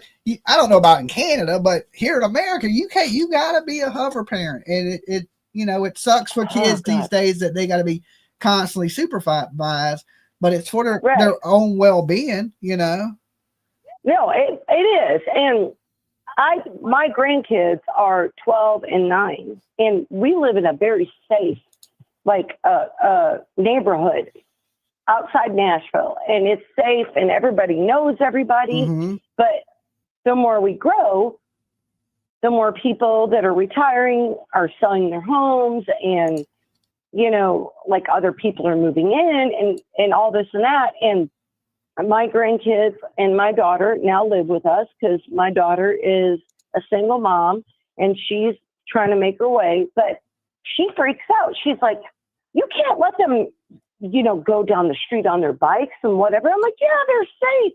She's like, Mom, it's not like it was when I grew up here at 16 years old, whatever. Like, it's changed, but that makes me even more aware. The more I become involved in true crime, which has only been, honestly, I've always followed it my whole life. I was the one that wrote a Manson report and got an A on it my freshman year of high school. And I graduated in 1992. So if that tells you my age, but it's just, this is not right. It's not right. Same with Sebastian, and these babies that have gone missing, you can't tell me they just packed up their little backpack. And I get that. I get that maybe Lily and Jack did pack up their backpacks, but. All right. Well, and we're running out of time. I got to let you go. You be good, Sniffles. I will. Thank you, Dolly. Thank you. And I'm glad you guys had a great time, and I'm looking forward to see the rest of the videos. All right. Peace. Thanks, Dolly. All right, so now the phone line's open. Let Australia call in. I guess Australia is trying to get in. So you guys leave the phone lines open for the turtle from Australia to call in. My Aussies, right? Dolly. Hello. Hey. It's the Aussie. Okay, what's up, Rebecca? That's your name, right? Yeah, it is. Okay, what's going on with you tonight? What do you think about this case going down in Nova Scotia? I've been mixed. I keep flipping on my thoughts on it. But at first I thought, oh, he seems really genuine with his emotions. But then, so I actually work in a jail in Australia here. I'm a social worker. Okay. And we had a case here very, very similar. And the father, well, he was a stepfather as well. He actually just has been sentenced in the last couple of weeks. So he did something bad to the kids? Yes. He murdered his oh, sorry, I can't say that. Can I? Yeah, you can get away with it. I guess it don't really matter. Unalive is usually what we go with, but you know. So, yeah. Sorry, I forgot. And he had so much of the same demure, the crying at first, and then he started blaming her and saying it was all her, and she was gonna. They both got arrested in the beginning, and then obviously through evidence they ruled her out, and he was the main one. So the more I sort of looked at it, he even looks like him as well. His name's Justin Stein. If you ever want to Google it, it was a very big case here. Okay, I will check it out. And then. Yeah, the more I was looking at him, I'm like, oh, how are the jails? Are the jails really bad in Australia, or is it They're not, compared to America, they're not. We don't have the massive gangs like you guys have. We have the motorcycle sort of gangs and other, smaller gangs and stuff now, but we don't have the massive, y'all ain't got the Bloods, Crips, the Latino Kings. No. They like to think they are, and they try and act like it, but they're just not as hard. You go to jail here, you got to have a college degree in gang banging. Okay.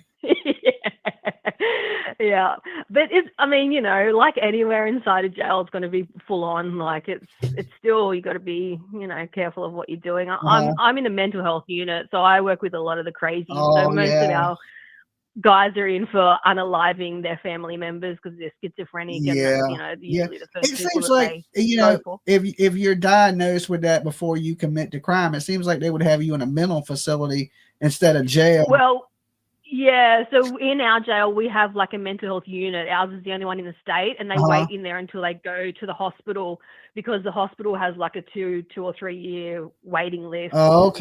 For everyone to go there, so they stay with us. So they are forensic patients, not really inmates, but we have a mixture. We have some get mental health as well, but they'll still get sentenced just on maybe a lesser sentence. But like Canada as well, we're so much softer on crime here. So very it's very rare that someone will get life in jail, and when they do, it's like we're so excited because it's like finally, like, Yeah. you know, you guys, like, you just assault, you know, someone or assault a cop and like they get life, and we're just like, oh my god, I wish we had that here. Well, America, you know, believe it or not, America imprisons more people than anybody in the world.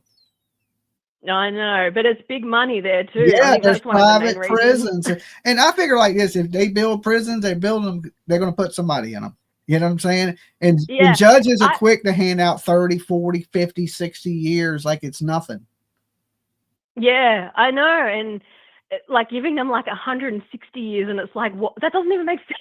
Like, but it's so common there, and it blows my mind when guys get out on bond for when they've been like charged with unaliving and stuff. Oh, and it's just yeah. like, that would never happen over here. Like, Yeah. that just goes to show how much it's all about money. Yeah, you can the big R word a woman, and they'll give you a bond, let you out of jail. Yeah, I don't get that either. It's like, are you not worried about everybody else out there putting him back out there with them? Yeah, you can murder people and they'll give you a bond. You can do something stupid though, and they won't give you a bond. The stupidest shit will keep you in jail. crazy. And you can Because they'll get more money on a higher bond, I suppose. yeah, Higher charge. yeah. They it's weird.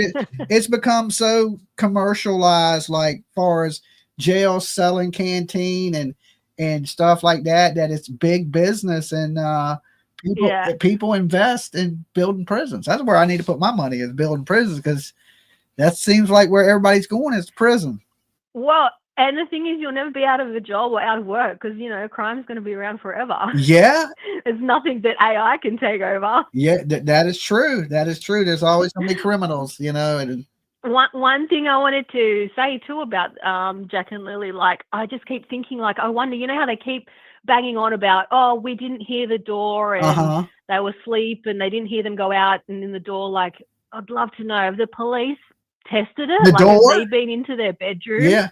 Yeah, go into their bedroom. Now, did you see their porch? porch? Did you see the porch how rickety and old? And I mean, you know that shit makes noise everywhere you walk.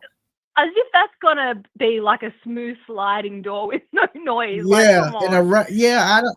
it just blows my mind that like they haven't made an arrest yet. It's like they obviously just don't have, I don't know, enough on them yet to do that. Like, obviously they want to make sure they've got enough evidence to not be able to like have to need to let them go. Yeah. But it's been couple of weeks now coming up to, like, how long is it going to take? Yeah, I thought, you know, my prediction was by the day. I gave them to the end of this week. I said they'll have an arrest. It's pretty clear that the parents have something to do with it, and this shouldn't go on for a long time. But I think as soon as they finish wrapping up whatever search they have to do, I think they're closing in on the parents. They're doing this because they got to. It's you know, part of the motions. They're going through the motions, but they know the parents done something. They're not going to, like, you know, they're going to be searching by helicopter and plane today. I hate to be a Debbie Downer. I don't think they're going to find anything. That's just my opinion. Yeah. But I mean, I hope and pray they do, because that would bring answers and closure. But I don't think they are, because these people have gotten them away from the area. I don't think they're around. Yeah. I don't think they're around that house. That's just my opinion. Yeah. We had another one here. I think he made American news. It was pretty big. His name was William Tyrrell, and that was in 2014. And they still haven't found his body, and no one's been arrested or anything. It was a very, very similar situation where it was foster parents, and apparently he was playing in his front yard and he disappeared when she went inside to make a cup of tea. And they looked, same thing, it was sort of like a rural area as well, but like a nice property, and they looked all through everywhere, all through the bush and everything, never found him again. And it's just like no one's been held accountable for it. Like, it's just so sad. Yeah. If they never find them, if they never, you know, if nothing comes of it, no result, like, yeah, I couldn't imagine the family. Yeah. Well, you know, hopefully they find that person. Like, you know, every life on this planet matters. Like I tell people, it don't matter if you're from Australia, Nova Scotia, South Africa. Everybody, you know, I grew up believing we were all equals, that every life matters, no matter. There ain't one life that's more important than another life. And yeah, of course. Definitely these situations where there's foul play involved, somebody has to speak up for these kids, you know, and put pressure on the authorities, because if this don't get national attention, sometimes they sweep things under the rug. They don't give it everything they got. So we need these police forces to be on it, right? Especially because, you know, everybody thinks there's foul play. Now, if everybody thought these kids were missing, people would be volunteer to go search. But I think everybody really deep down inside already knows that this is not going to end good. The chances of them kids coming home alive every day goes down dramatically. And at this point, we're 15 days in. These kids ain't surviving in the woods for that long with no help. No way. So, I mean, at this point, believe it or not, the best thing that could happen is somebody kidnapped them and they get caught. Yeah. Right? And they are alive. They are alive and they're somewhere. Somebody, which, look, is a possibility. Which is still, we can't rule it out. And I hate to say that. I mean, the scent that ended at the driveway, like, it might have been someone from this party that was there. Like, you just, you know, this kind of lifestyle, you just don't know anything's possible. Yeah. But also, too, like, it gets the officers as well. They get burnt out, you know, and they put so much into it that sometimes they have to give it up and they have to move on. Yeah. And then it takes, you know, years until someone else will then pick up the passion for it again and want to look into it. Yes. So it's like, it's understandable. You know, people say, oh, you know, they're not doing anything, whatever. Like, people get exhausted from this kind of stuff as well. Like, this is their whole life. Yeah. It's not just leave work at 5 o'clock and switch off. Like, this is their life as well, 24/7. Yeah. And people got to remember that as well, that it takes a toll on everyone, not just, you know, the family, but everyone that's involved in it as well. Yes. Hey, well, look, I appreciate you calling. It was great talking to you tonight. Yeah, it was fun. Lots of fun. Right. I just found you, so yeah. Okay. Quickly becoming a #1 fan. Okay. Well, I know I ain't lost then if you found me. Okay. I was out there wandering in the ether. Thank God you came along. Thank God you came along. I don't know how I would have made it without you. All right, you've been good. Good to chat. See you. All right, peace. Bye. All right, so let's see what the chat is talking about real fast. Yeah, listen. The police can only investigate so long. There's a lot of crime, okay? And they're putting a lot of resources into finding these kids. They're going to go through the motions because every life matters. They would hate to go, okay, well, let's blame the parents and let's not look. And then they overlook something. I believe that they are kicking every rock over. They're doing everything in their ability to search for Jack and Lily, which is awesome. That's an awesome thing, you know, because if you go missing, you would want that for you, or you would want that for your kid, for somebody to be out there kicking over every rock, not giving up, not quitting. But there comes a certain point where there's funding, there's budgets, there's other crime.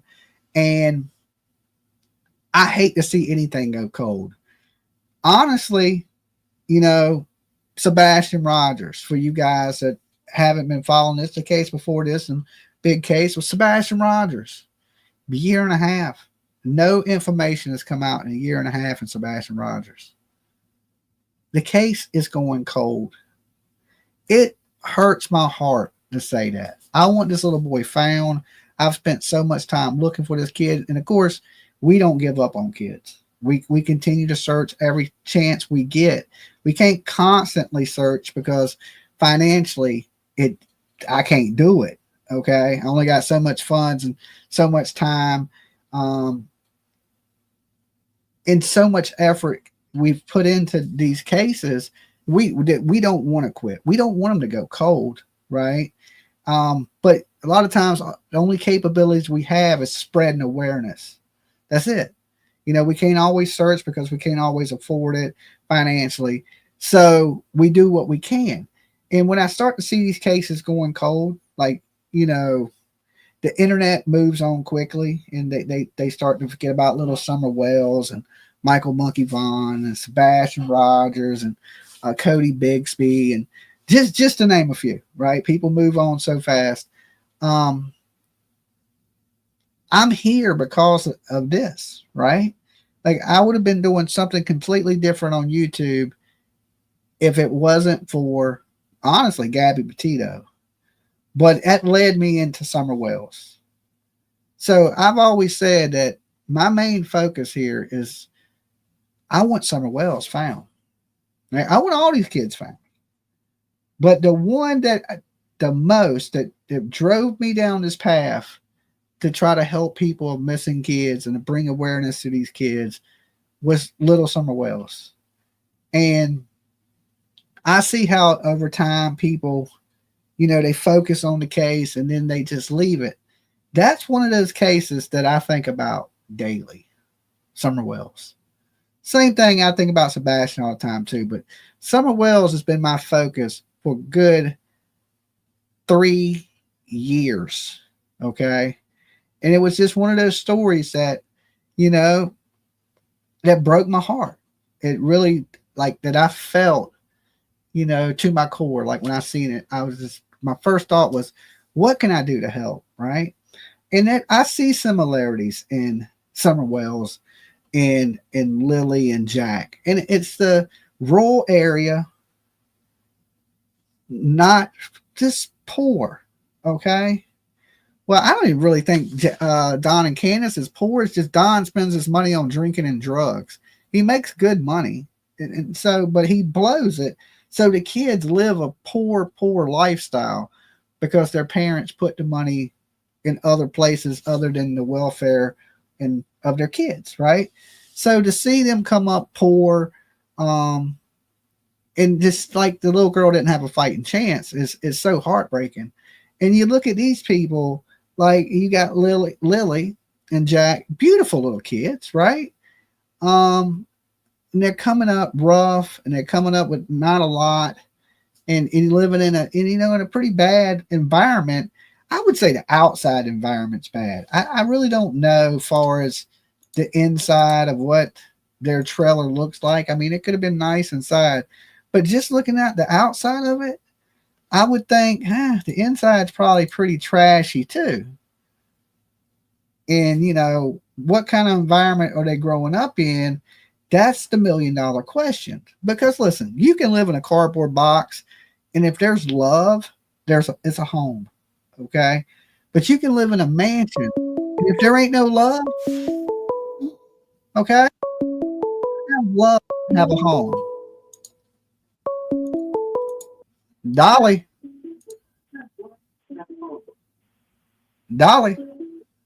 Hey, Dolly. Hey. It's Rose again. Okay, Rose again. How you doing, Rose again? I'm fine.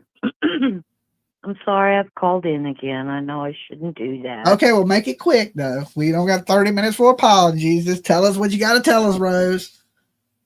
Well, I'm just watching you, and I'm agreeing with everything you say. Okay. And at the same time, my brain is thinking, Gabby Petito, that's when I met you, and Summer Wells, and all these other cases that we do, but there's millions of them. I know, but I usually only cover the ones that I believe are foul play. I don't cover every missing kid case because there's so many of them. My brain would be stretched too thin. I try to focus on the ones where I think something has happened bad that somebody that's supposed to have loved and cared for you didn't. But that's what I'm trying to say is there's so millions of these cases similar with, and here's my question for the last thing of the night. Do you think, have you ever considered that what we discuss, all of us on YouTube and, the crime channels and stuff, that we actually give these creeps ideas, like, how we roll it down and in and out and speculate and this and that? To answer that question, Rose, I'm sure a lot of criminals watch these types of things. Yeah, I think there's plenty of weirdos that watch and that call in here. You're not talking about me. No, I'm not talking about you, Rose. I knew you would think that. No, I knew you'd think that. No, but there's been some creepy people that called in here, that I've been thinking, I don't know about you, bro. I think you even said it a few times that, like, well, what are we really, speaking here on our YouTube channels, we're, speculating, doing all these things, and then we compare cases, and we're like, well, this people probably learned off of that Proudfoot people, and we speculate so many things, and it's almost. I guess my question is, I wonder, as much as we do good to bring awareness, how much of it is also absorbed by people that want to do harm and get away with it, Yeah. I mean, I'm sure a lot of criminals tune in and watch murder and true crime and things like that. It's big business. I mean, true crime there's a lot of viewers for true crime in general. And usually people that commit crimes watch stuff on crimes. But all right, Rose, I got to let you go. Okay. It's getting late. You be good. Stay safe. I'll talk to you next time. Thank you, Jimmy. All right. Peace. We even know Brian Kohlberger watched this stuff. We know right now that Jack and Lily's family are watching these. Now, let me tell you this. Every time I've done a video on anybody, no matter what family it is, one of their family members come into the room. Whether it be Sebastian Rogers, Don and Candace Wells, Michael Vaughn's mom, you name it, every case I've talked about, a family member has came in. Somebody's watching it. Now, if you were making a video about Dolly and you had 1,300 people watching you and 20,000 people viewed the video, you're going to believe I'm going to watch what the hell you saying about me. Okay? And so these criminals to adjust their story to what you're saying. You remember in the beginning when I started giving Chris and Katie a hard time? Well, Katie, about, oh, you didn't check on your kid. You didn't check on your kid. And this is in the beginning when nobody was really talking about Sebastian. And then all of a sudden she came out and said, yeah, he hollered back to me. Yeah, Mom, I love you. And dog. She was changing her story because they were hearing what I believe what people were saying, which was me. Okay. Again, they know they were watching. They were talking about the Katie Come Clean soap and all these things. So Chris watches, they watch, people watch. And I believe that Daniel and Malehya, they've watched my videos. Dolly. Hello. Billy Joe too's been up in here. Dolly. Yes. Can you hear me? Yes, I can hear you. Hey, this is Julie from Tennessee. Hey, Julie. Okay, hey, how are you doing? I'm all right. I'm having trouble watching you tonight. The video keeps going out. We're having a thunderstorm here, so it may go out any minute. Okay. But the last time I was able to hear, you were all talking about how things didn't happen like this like long ago or something like that. Yeah. And I kind of think that too sometimes. But I'm in Knoxville, Tennessee, and I'm 63 now. But and I don't know if you remember or not, but there was some famous cases here. There was Dennis Martin in 1969. Of course, he disappeared in the Smoky Mountains. Yeah, I wasn't even born in 69, so I can't tell you. Well, that one happened, and then I was going to Farragut High School. I actually graduated in 1980. But there was this girl, if you ever want to look at this case, there's people still doing research on it, but she lived down the street from me. Her name was Trini Gibson. And she went to Bearden High School, and she went up for a field trip. It was this stupid teacher. There were 40 of them. He took them on a horticulture trip, and they left, and she just disappeared. And they went up to Clingman's Dome in the Smoky Mountains on a field trip, and she came back, and she just disappeared, and nobody can find her to this day. Dogs traced her back, to one of the main roads, and she's never been found. But then also, I lived in Seymour, Tennessee growing up, and when I was about 10 or 12 years old, I guess I was about 10, maybe even 8, I was born in 62. I can't remember the exact year. But me and my friend, she was riding my bike, and I was on the top of the bike, the handlebars. It was back when we had the old banana seat bikes. And we were being followed by this van. Okay. There was this guy following us, and he was after us. I mean, he was really trying to get us. And, we lived on a dirt road out in the middle of nowhere, kind of like Summer Wells. I don't live very far from where Summer Wells went missing. And I shudder to this day to think if our bike would have fallen over or we would have wrecked, what would have happened to us. But you know, I've just had so many people disappear in this area. And since I was a little girl, serial killers were running rampant back in the 60s and 70s too. And like, I know, like when I was young, like it was scary for girls to be out by themselves because there was more predators, it seemed like, for women back in the day. Right. It wasn't so much, you didn't hear about little boys. And now there's the monsters that are in the little boys. And well, I ain't saying there wasn't then, but it seems like there's more shit. I'm scared. There's people kidnapping grown people now. I know. You know what I'm saying? I know. So, I know. And I turned 18, and my birthday present when I turned 18, me and a bunch of friends went to Daytona Beach. And, you know, back then, the drinking age, I was right on time. 18? When I was 18, it turned, you were legal at 18. And then they changed it. And then it was 21, you were legal. No, they changed it to 19 and then 21. So I was always right at the right drinking age. But I can remember on my 18th birthday, you know, falling asleep down in Daytona Beach.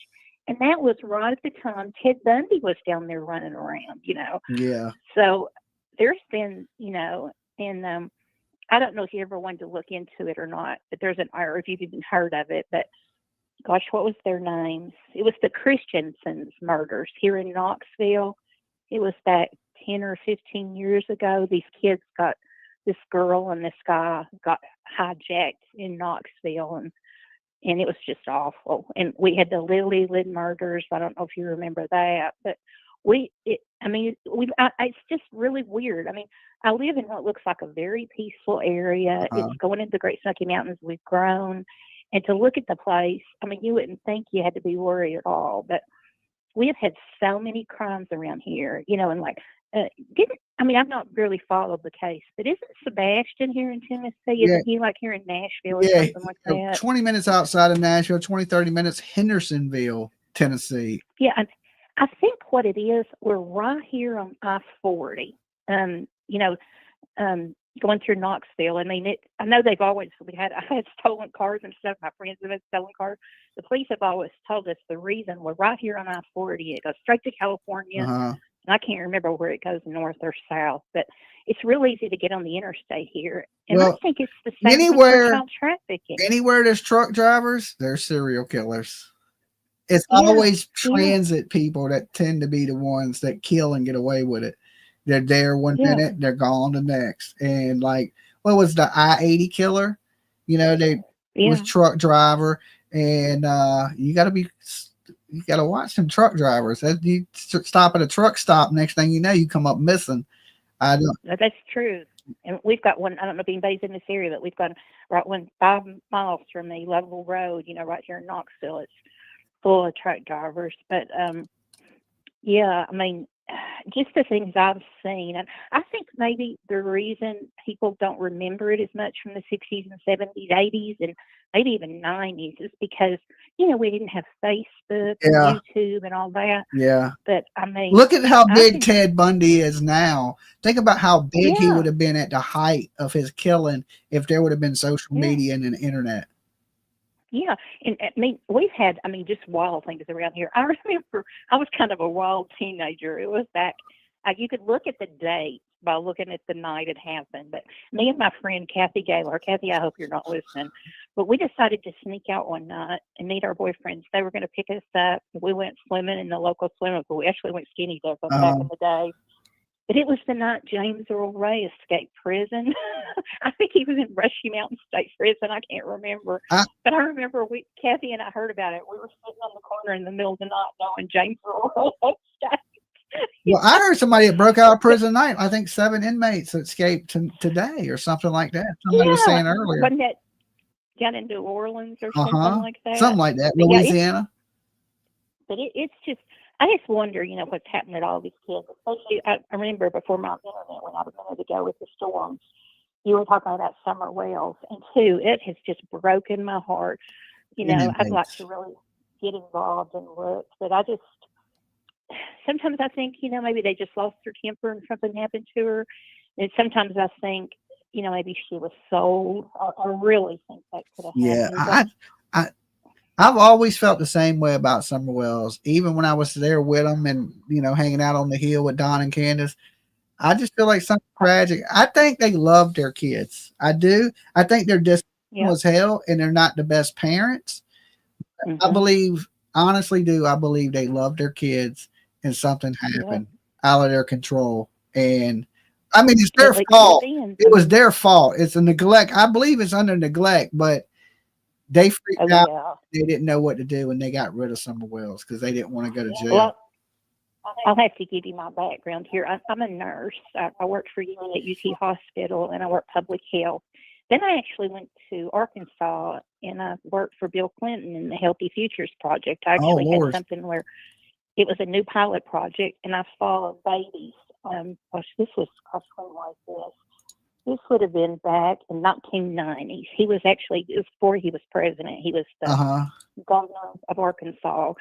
And I followed babies for the first 5 years of their life. And all of them, they either were HIV babies or they were born addicted to drugs or cocaine, something like that. And back in Arkansas in those days, you could have one baby come in. I'd have babies that were left, their parents would leave them in the garbage. I mean, what's that called? My mind's not thinking. I've had a little bit to drink tonight, but it's a garbage. What's that called? Like where they come and pick it up on the street? That big old box thing, the garbage. Dumpster. They would leave them in that.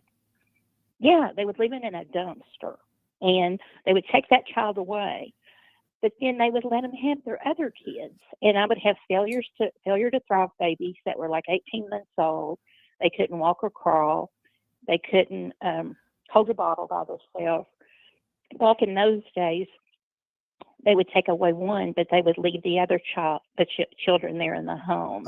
So I know what you mean. And some of them had good intentions, but like they were hooked on drugs. They were getting welfare and things like that, but they would sell their wick and things like that to get their drugs. And they're still today. Well, I've also worked in mental health, and they've closed. Don't even get me started on that. They've closed all of our mental health agencies in Tennessee. I think they have probably across the country. So the jails are full of people that are on drugs, and they don't need to be on drugs. They need to be in mental health agents, mental health centers and things like that.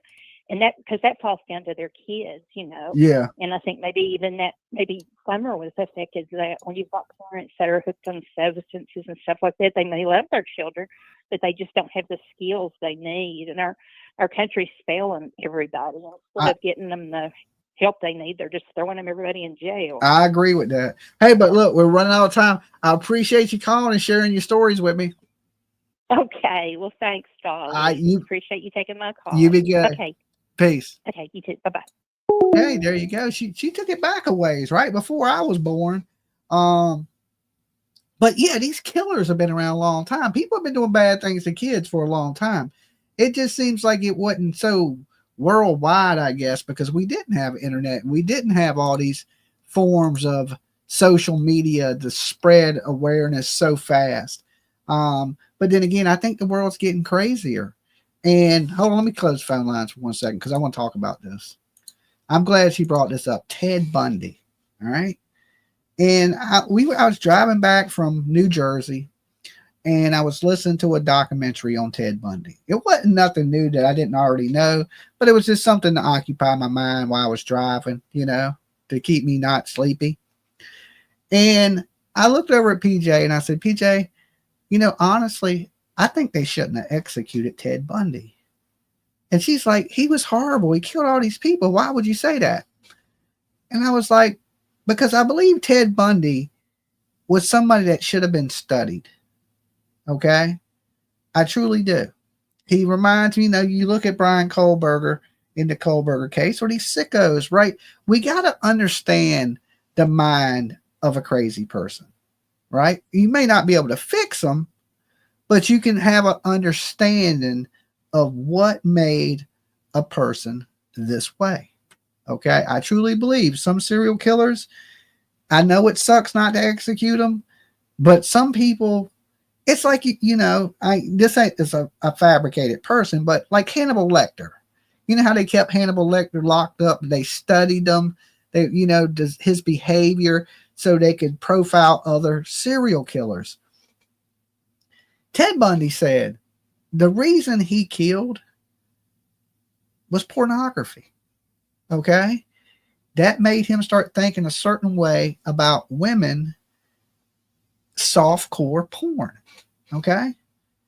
Made him a serial killer. He was honest about it, his perversions and things like that. And then when you get a person that's like that are honest about their intentions of why they would do something, and they will tell you, we need to listen as a society. Coffee for mods, coffee emoji. Thank you, Ducky. Front facing Thank you. baby chick emoji, red heart emoji. Because I tell people all the time, we are breeding killers in our country. Breeding them. Okay? I'm talking about like fish farms. I mean, we are breeding monsters. That's why we're seeing crime go up. That's why we're seeing murders go up. That's why we're seeing kids go missing. Boys, girls, don't matter. Okay? It's because we are creating these people. You are a product of your environment. And if Ted Bundy, I use this as an example all the time, right? I use this as an example all the time. If softcore porn made Ted Bundy into the monster he was, imagine what this porn that's on the internet right now is doing to small kids' minds, where they're doing some of the most horrible, terrible things you could even imagine to women, right? Into things that are on borderline of the big R word, or, you know, ropes and chains and beating. These things, kids are seeing this. And kids are sponges, right? They're sponges. Like, you think your kid don't know how to type in these X-rated sites? They do. Okay? They're watching things that Ted Bundy could have never watched. Ted Bundy, when he was young, could he look at pictures of brutal murders? People getting chopped up with axes and saws and beheaded and shit like that? He couldn't. But imagine if he could. He would have been even more of a monster than he is today. You look at kids doing what they're doing these days with going into schools. Y'all know what I'm talking about. I ain't going to get all into it. Or people just hurt younger kids, mass murdering people. It's because they're a product. They're desensitized to these things. And I don't like to blame it on video games and movies and music, and you know what I'm saying? But there's a little bit of truth to that. But the internet, oh my God, if it is not creating serial killers, mass murderers, and all these things, I'm not sitting here. That's why I believe Ted Bundy should have stayed alive, to study him, because these things are important to understand what makes somebody snap. That people tend to think, oh, it's spooky, you're into all these serial killers and all these things. It's not that I like what they've done. It's my curiosity with the mind. That what point did you lose your shit and start chopping people up? Okay? Because I believe everybody is, you know, born the same. You're not born a monster. You ever seen a baby and it's just a fucking monster? No. Babies are beautiful. They're awesome. They cry. Hey, little baby. Right? They become monsters. You become evil. You're not born evil. Unless your name is Damien or something. You fucking name your kid Satan. They ain't got much hope at that point, right? But you become evil. These things are, like I said, kids are sponges. You suck up everything around you. Even as an adult, you're sucking up all this internet and this brainwashing and propaganda and these movies. I remember when I was a kid, you couldn't even show a titty on TV. Now you can show somebody, you know, doing things on regular TV. You couldn't curse or nothing. The world has come so, what's the word? Perverted, I guess. That there's no censorship on anything. Now, I'm, you know, I hate to say, you know, like, I don't like censorship. But there's certain things that don't need to be out there. Okay. And if they are out there, they should not be out there where it's so easy for kids to access these things. Okay. Because I believe that we are creating monsters from these things that kids are seeing. Like, it ain't just your normal, Playboy. It ain't your normal, what was the bad stuff? Hustler. You know what I'm saying? That was bad, right? Hustler. Remember Larry Flint and things like that? Bad, terrible, right? Oh, it's beyond that. I mean, it's even me as a grown man, some shit, I'm like, what the hell is, what is going on there? There's things people say, I'll be like, you watch, what even is that? But it's becoming so normal, right? Because it's being broadcast, and it's creating people that would have never knew anything about that interested in this type of thing. I don't want to get too graphic in what I'm trying to say, but it all goes to if there's certain things in your life that create you to look at a woman and go, I want to hurt her, right? Then kids shouldn't be watching that, or they shouldn't have access to that. To me, because it warps the mind of a kid, and they think this is acceptable. This is what everybody's doing. And that's not the case. And I'm talking about some bizarre shit. Okay. Without getting too graphic into anything, but we need to take some of these killers, and we need to understand them, of why they do what they do, and then try to correct some of the things in society that is so bad in creating these monsters. At any given time, there's like, every state has a serial killer. Almost every state in America. Some states have 2 or 3, especially bigger states like California, right? So if society wasn't that bad, and you didn't have all these things, but in the 70s you had in the 80s you got Jeffrey Dahmer eating people, okay? You got the Son of Sam, the Hillside Strangler, BTK. You got the Green River Killer.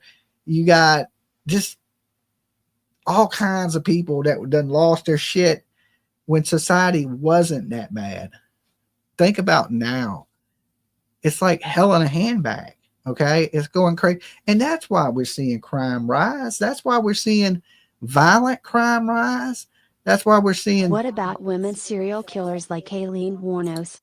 I actually felt sorry for Aileen. I don't think she should have been executed. Oh, nah, kill that crazy bitch. That woman was nuts. She thought they were planting signals in her head. She was getting radio frequencies from the cavity in her tooth. And that lady was bad shit, right? They made that movie Monster over Aileen Wuornos. It's rare, okay, that you get a female serial killer. Most serial killers are males above the age of 35, above average intelligence. Usually serial killers are not dumbasses. They're smart. Okay. They're above average intelligence. Usually 35-year-old white males. You don't get very many black serial killers. You had Dwayne Williams. You may get some spree shooters, Muhammad, Malvo, them type people, but it's very rare that you get a black serial killer. They ain't really into that. Black people, you never think black people are serial killers. I'm like, that's some white people shit. Okay. For some reason, it's some white people stuff. White people would like to become serial killers, right? So usually when a killing goes down, when the DC sniper stuff went down, I didn't think black people. I was like, black people don't do shit like that. Then when I heard it was a black person, I was like, damn. Okay. I said, black people usually don't do shit like that. That don't fit their MO. You know what I'm saying? I was convinced it was a white dude. You couldn't have told me nothing different, right? Anytime somebody does something fucking stupid crazy, I instantly think white people. I'm like, this is some white people shit right here. You know what I'm saying? That's one thing, like, I trust in my black folk out there that Y'all ain't doing none of this crazy shit, right? I blame it instantly on white me as myself, right? Because I'm white. I know white people crazy as shit, right? So I couldn't believe it. I was like, damn, I was kind of surprised myself. I was like, huh. And even, the arrest of Dwayne Williams, the Atlanta killer, if there wasn't so much evidence against him, I probably would have never believed it. Okay. But there was a lot of evidence against Wayne Williams.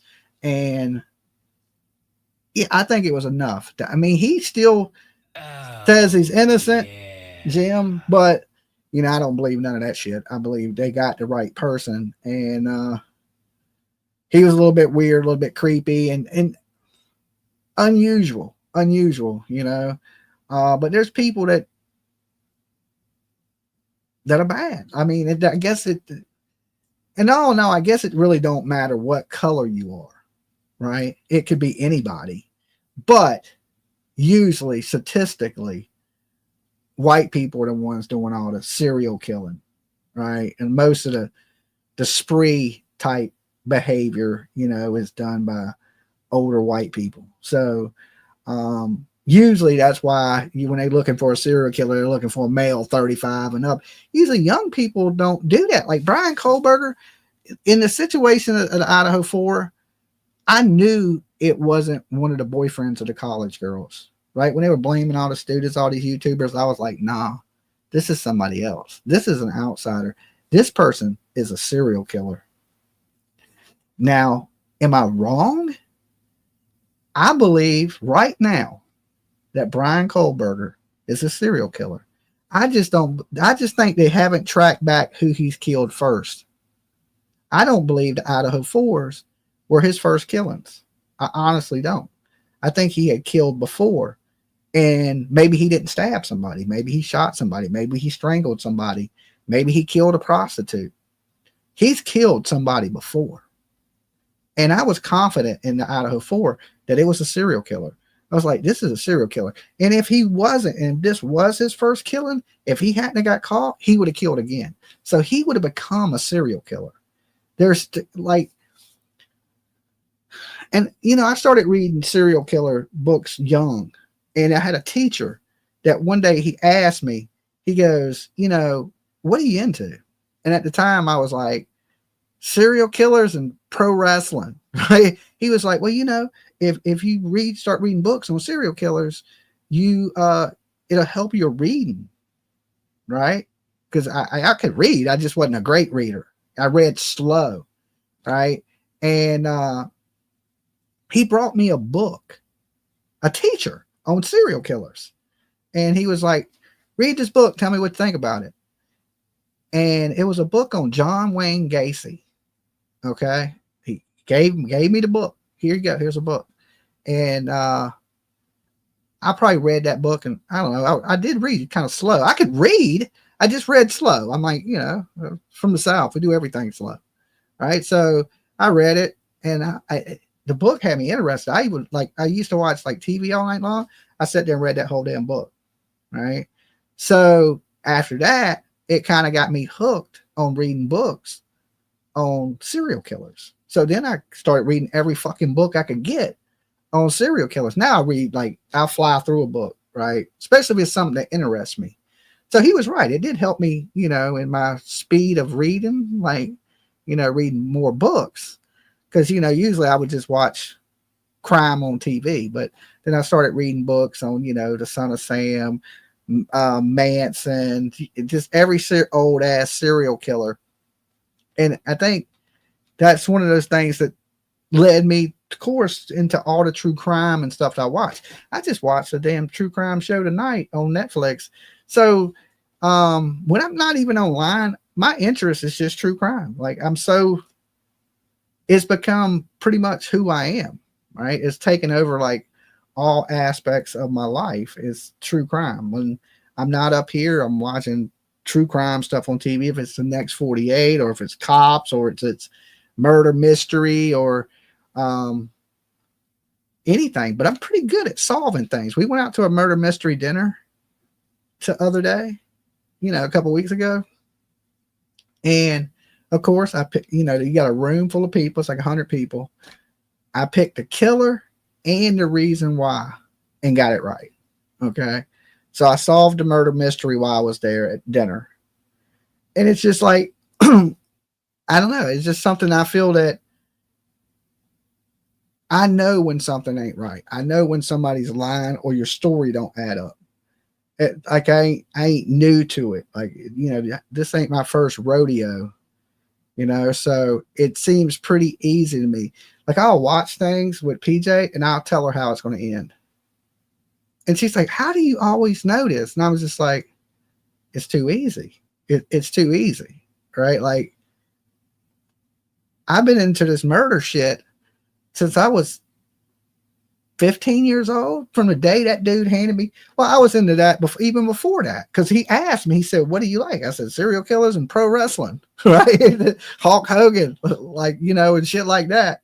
Randy Macho Man Savage. Oh, yeah. Right. And he was like, well, you need to read more things that you're interested, because he asked me, do you read a lot of books? And I was like, no. He was like, well, you need to find books that you're interested in. And if you find books that you're interested in, you will enjoy reading more.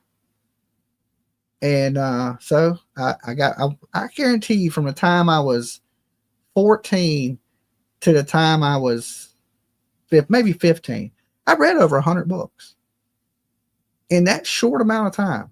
I just got in a kick every night before I go to bed. I'd read a book. Okay.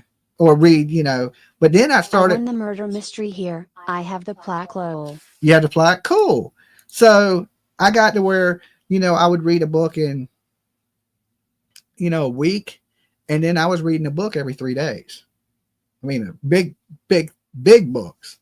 So it did, start to pick up my speed on reading and things like that. And my interest in these things, right? I learned a lot. I mean, you'd be surprised how much knowledge you can get from a book.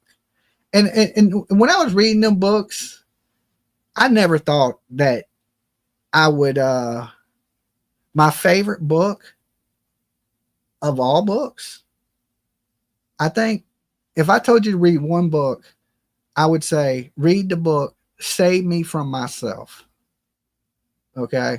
If you ever get a chance to read that book, read that book. It's a newer book too. I read it. It ain't that new. It's 15 years old. It came out about 15 years ago. But it's called Save Me From Myself. And it's a really good book. It's a really good story. It's basically a book about fighting your inner demons. Okay.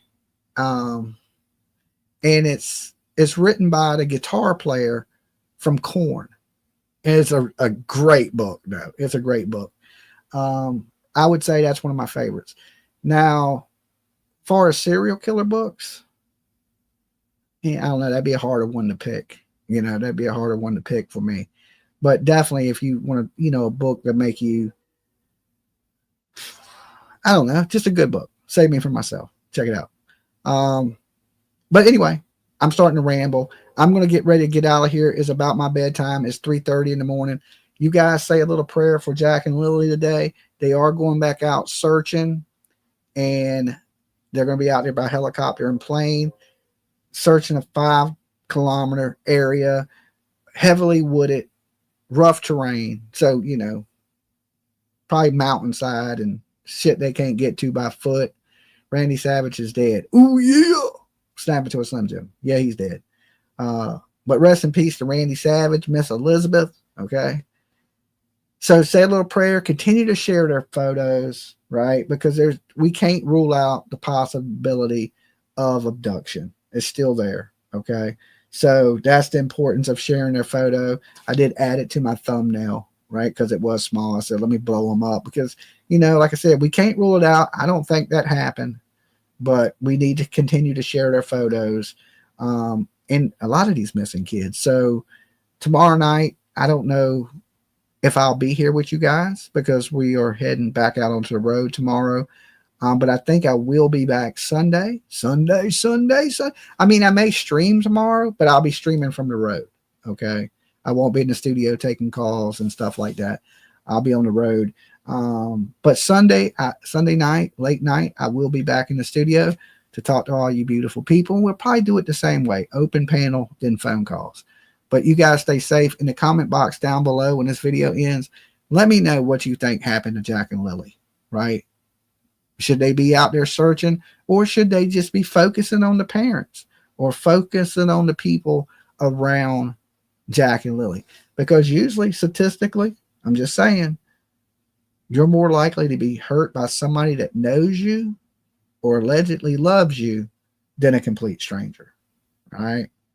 So I will see you guys tomorrow from the Outer Banks of North Carolina. Okay.